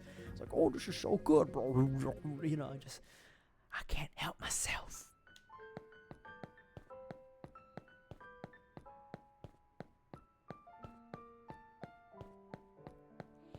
Oh my god. Okay, so I have like little baby cousins. They're like 5 years old and younger. And I'm so used to being the youngest in my family, so I eat like a pig because I can do it. I can get all the best cuts that I want. I'm so used to doing that because I'm like the youngest across the board. But now I have younger cousins, like basically nephews and nieces by the age count. And so Kazuhamon's already max level. She's done. Kazuhamon's already max level. She's done. She's max level. The baby is done. She is good to go. All right, baby, you're done. I'm the best. Okay. So you know, I have baby cousins, nieces. We'll just call it simplify nieces and nephews, and we're gonna have a big family gathering of my grandparents, my mom, and my uncles and aunts, the ones who have the kids. My mom's direct siblings in the Philippines. We're gonna have like, you know, the standard feast, the lechon, the kinilaw, like the pancit, the sweet and sour fish, the chicken salad, all of that. And I'm now worried about, can I still apply my old techniques of just like rushing towards the food, or do I now have to make way for the younger kids? As an adult and no longer the youngest in the family, must I now make way for the kids for them to like learn how to like pick out the best parts of the lechon? If you've eaten as much lechon as I have, like whole roast pigs, there are good parts for where to get the best skin, where to get the most flavorful skin, where to get the juiciest meat, and where to get like the most lean meat, and where to get the least amount of fat but also a good amount of juicy. Now, I'm debating internally still, like, should I hold out? Should I like let these kids have their time? But my mother reminded me that when I was a wee young lad, and when my uncles and aunts were also adults, they were like 18, 19, 20 at that time. You know, they were like my age roughly. They would not wait the fuck out for me. They would not wait for me. Like, my family is like a fucking barbarians. They would be like, the moment we're like, alright, we said grace, attack. Like, if you eat with Filipinos and they're like from the Philippines, whenever food is served and then like it's like time to eat, for some reason the term and phrasing is attack. They would always say, okay, attack. And then, so when I was a kid, I remembered it now. I would be like sitting in the table looking at the food, and then like all my relatives, all my aunties and uncles would just attack the food and then just like fucking grab it. And then the worst part is my mom left me alone. She went to attack the food as well. So I had to learn from them and where to get the best parts and where to strategize of where to target first. Because everyone likes different things, but I like specific things. I won't say what pieces I like just yet. I'm reserving that in case. I don't want my choice cuts to be leaked out there. Okay, but the best part for the lechon is like the skin of the belly, because it has a good amount of fat. Sometimes if the pig is a little too fat or too fatty, you'll get a lot of fat, but usually the skin there is like crisp, flavorful, and good, and has a good amount of fat. In terms of like the meat, If you want lean, you get closer to the hind, closer to the legs. But if you want like juicy, stringy, good amount of fat meat, you have to get it from the belly. But you have to get it from the underside of the belly, like near the rib cage, around like not necessarily like the under, not where the nipples are of the not where the nipples are, but like to the side just above it, because that fat is like stringy. And it's like pork belly stringy, and then with the lechon cooking process, just the fat just melts and then renders enough, and it's really good. So that's my choice cuts. So I'm debating with myself whether I should do what my aunts and uncles, what the kids' parents did, which is just attack, screw the kids, it's time to get the food, or should I wait out until they get their food and then get my stuff? The problem is, my family learned from me that where the choice cuts are for like the juicy meat, like that underside belly, and then like where the best skin is. So like, we all know where it is. So if I dilly-dally, I won't get any of the choice cuts. I'll be left with like the fucking lean shit, like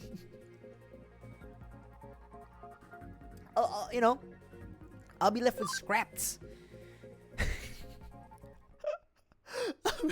I'll be left with scraps.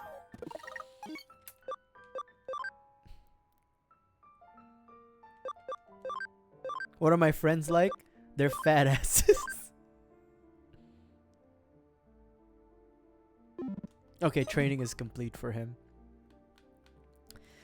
I should probably be a good uncle. It's a dog-eat-dog world out there.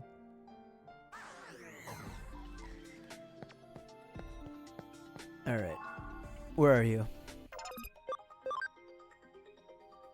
How are you doing? He stopped at 280. Okay. Did anything else increase? No. Okay.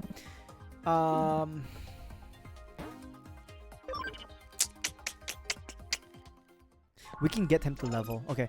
So we're gonna evolve him again. Train him again. Evolve him again. And then...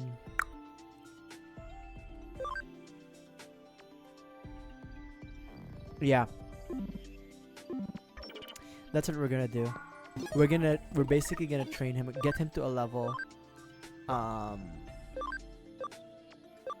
Yeah, we're just gonna get him to a level. And then evolve him. And then train him again. And then once that training session is over, devolve him. And then... yeah, Jesus Christ, this is gonna be a while. Yeah, but once we have Lilamon evolve into Lotusmon, reverse speed. Once we have Lilamon evolve into Lotusmon, we'll call it a day, and then we'll stream tomorrow. Well, I know when to call it.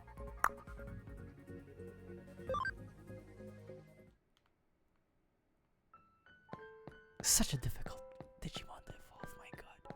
It is one of like the demon Digimon, or like one of like the 10 or 12 evil Digimon or something. They're like the villains of the Digimon world. Alright, brother, thank you for dropping by as always, Shiryu. Hope you have a wonderful rest of your week and evening, brother. But yeah, yeah, I am this is technically one of the 10 most evil Digimon that we're trying to get, so we can kind of be forgiven with how hard this has been, but it's rough.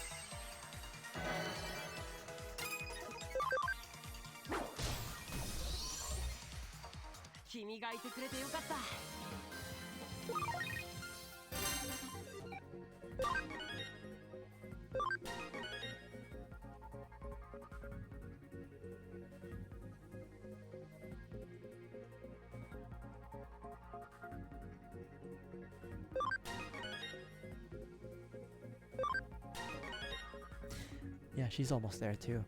She's almost ready to evolve. Yeah. Alright. We might... okay, let me just evolve Raramon to Dragomon.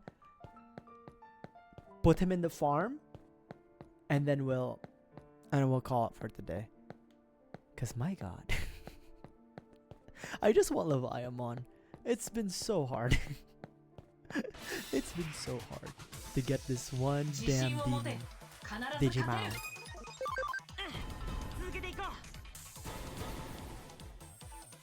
I feel like Leviamon is probably a Digimon that you get post-game. Which is why it's so hard to get with the 2000 HP requirement. Especially when you come from Dragomon. But I'm not giving up. I'm not gonna give up. My god. When have I been... Okay. I was gonna say when have I been known to give up. Don't answer that. But yeah.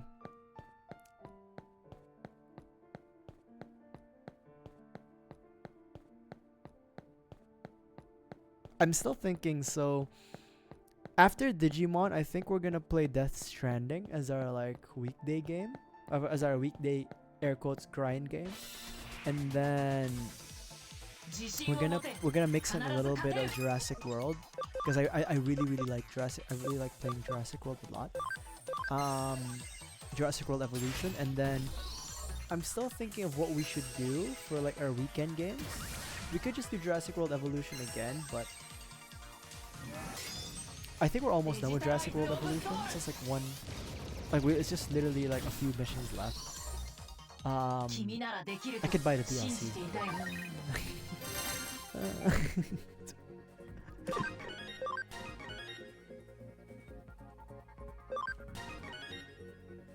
Tiger Vestmon is already maxed out.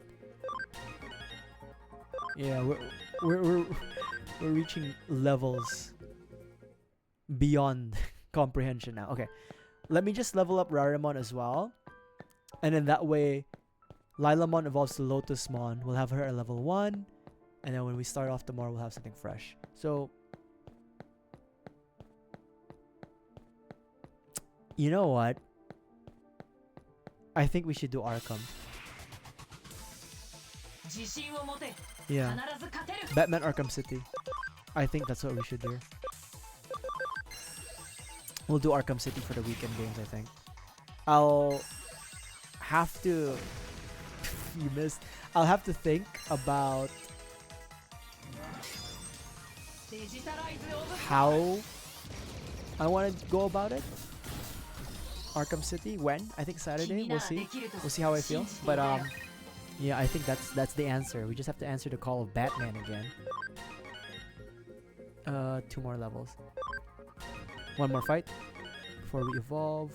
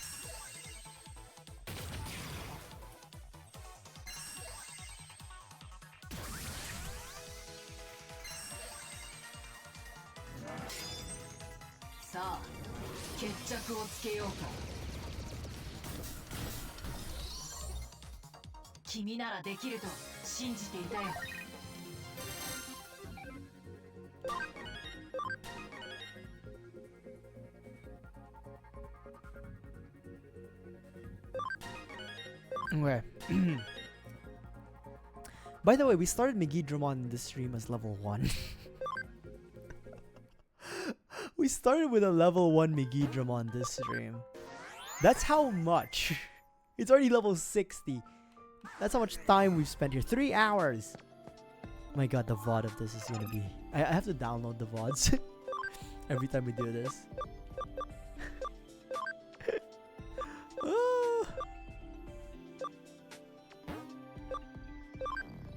Every time I stream. So, the YouTube channel is still up. I'm still putting the VODs there because they do get deleted from Twitch. But every week I go through like the 4 streams I do in that week. And then I have to download it from Twitch and then upload it to YouTube, and it takes a while.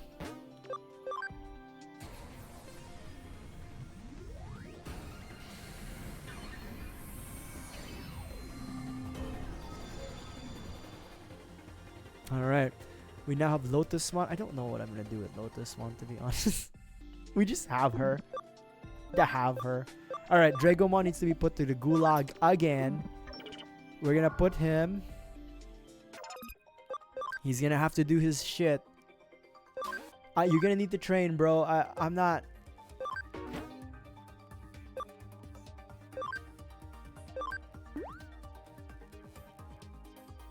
Did he just not eat that?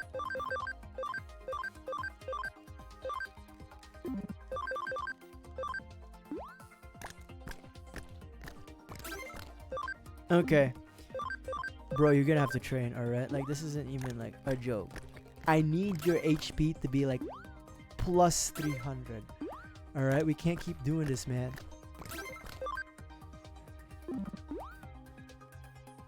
Plus 400 at least. Right? A plus 400 HP. And then it'll work up to... So let's say where he is right now. We need 2,000. 2,000 minus that. So that's 880? No, 900. Sorry, 980. 980 divided by 10. Fuck. That's 98 levels. Again, that's not counting that HP growth might be like plus 20 sometimes per level. So I could probably say like 1.5. 980 divided by 1.5. Sorry. 98 divided by 15. Let's do that instead. 98 divided by 15. 60 something. 60 something levels. I can take that. I can take leveling him up to level 60 something. I can bite that.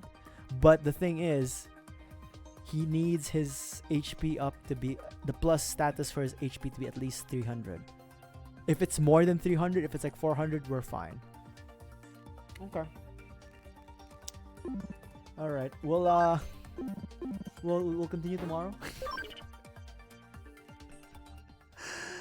Oh my god.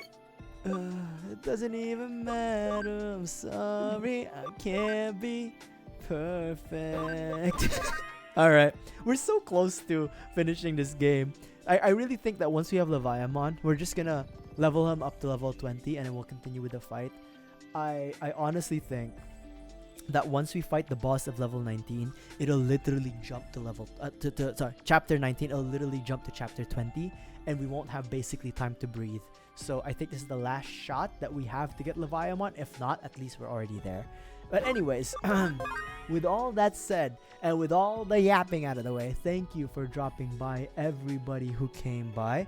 To those who may be watching the VOD, especially on YouTube, leave a like and subscribe. To those who are watching on Twitch right now, thank you for sticking around, and drop a follow if you haven't. And tell your friends about me. And remember, the grind never ends. I'll see you guys tomorrow. Bye. Bye.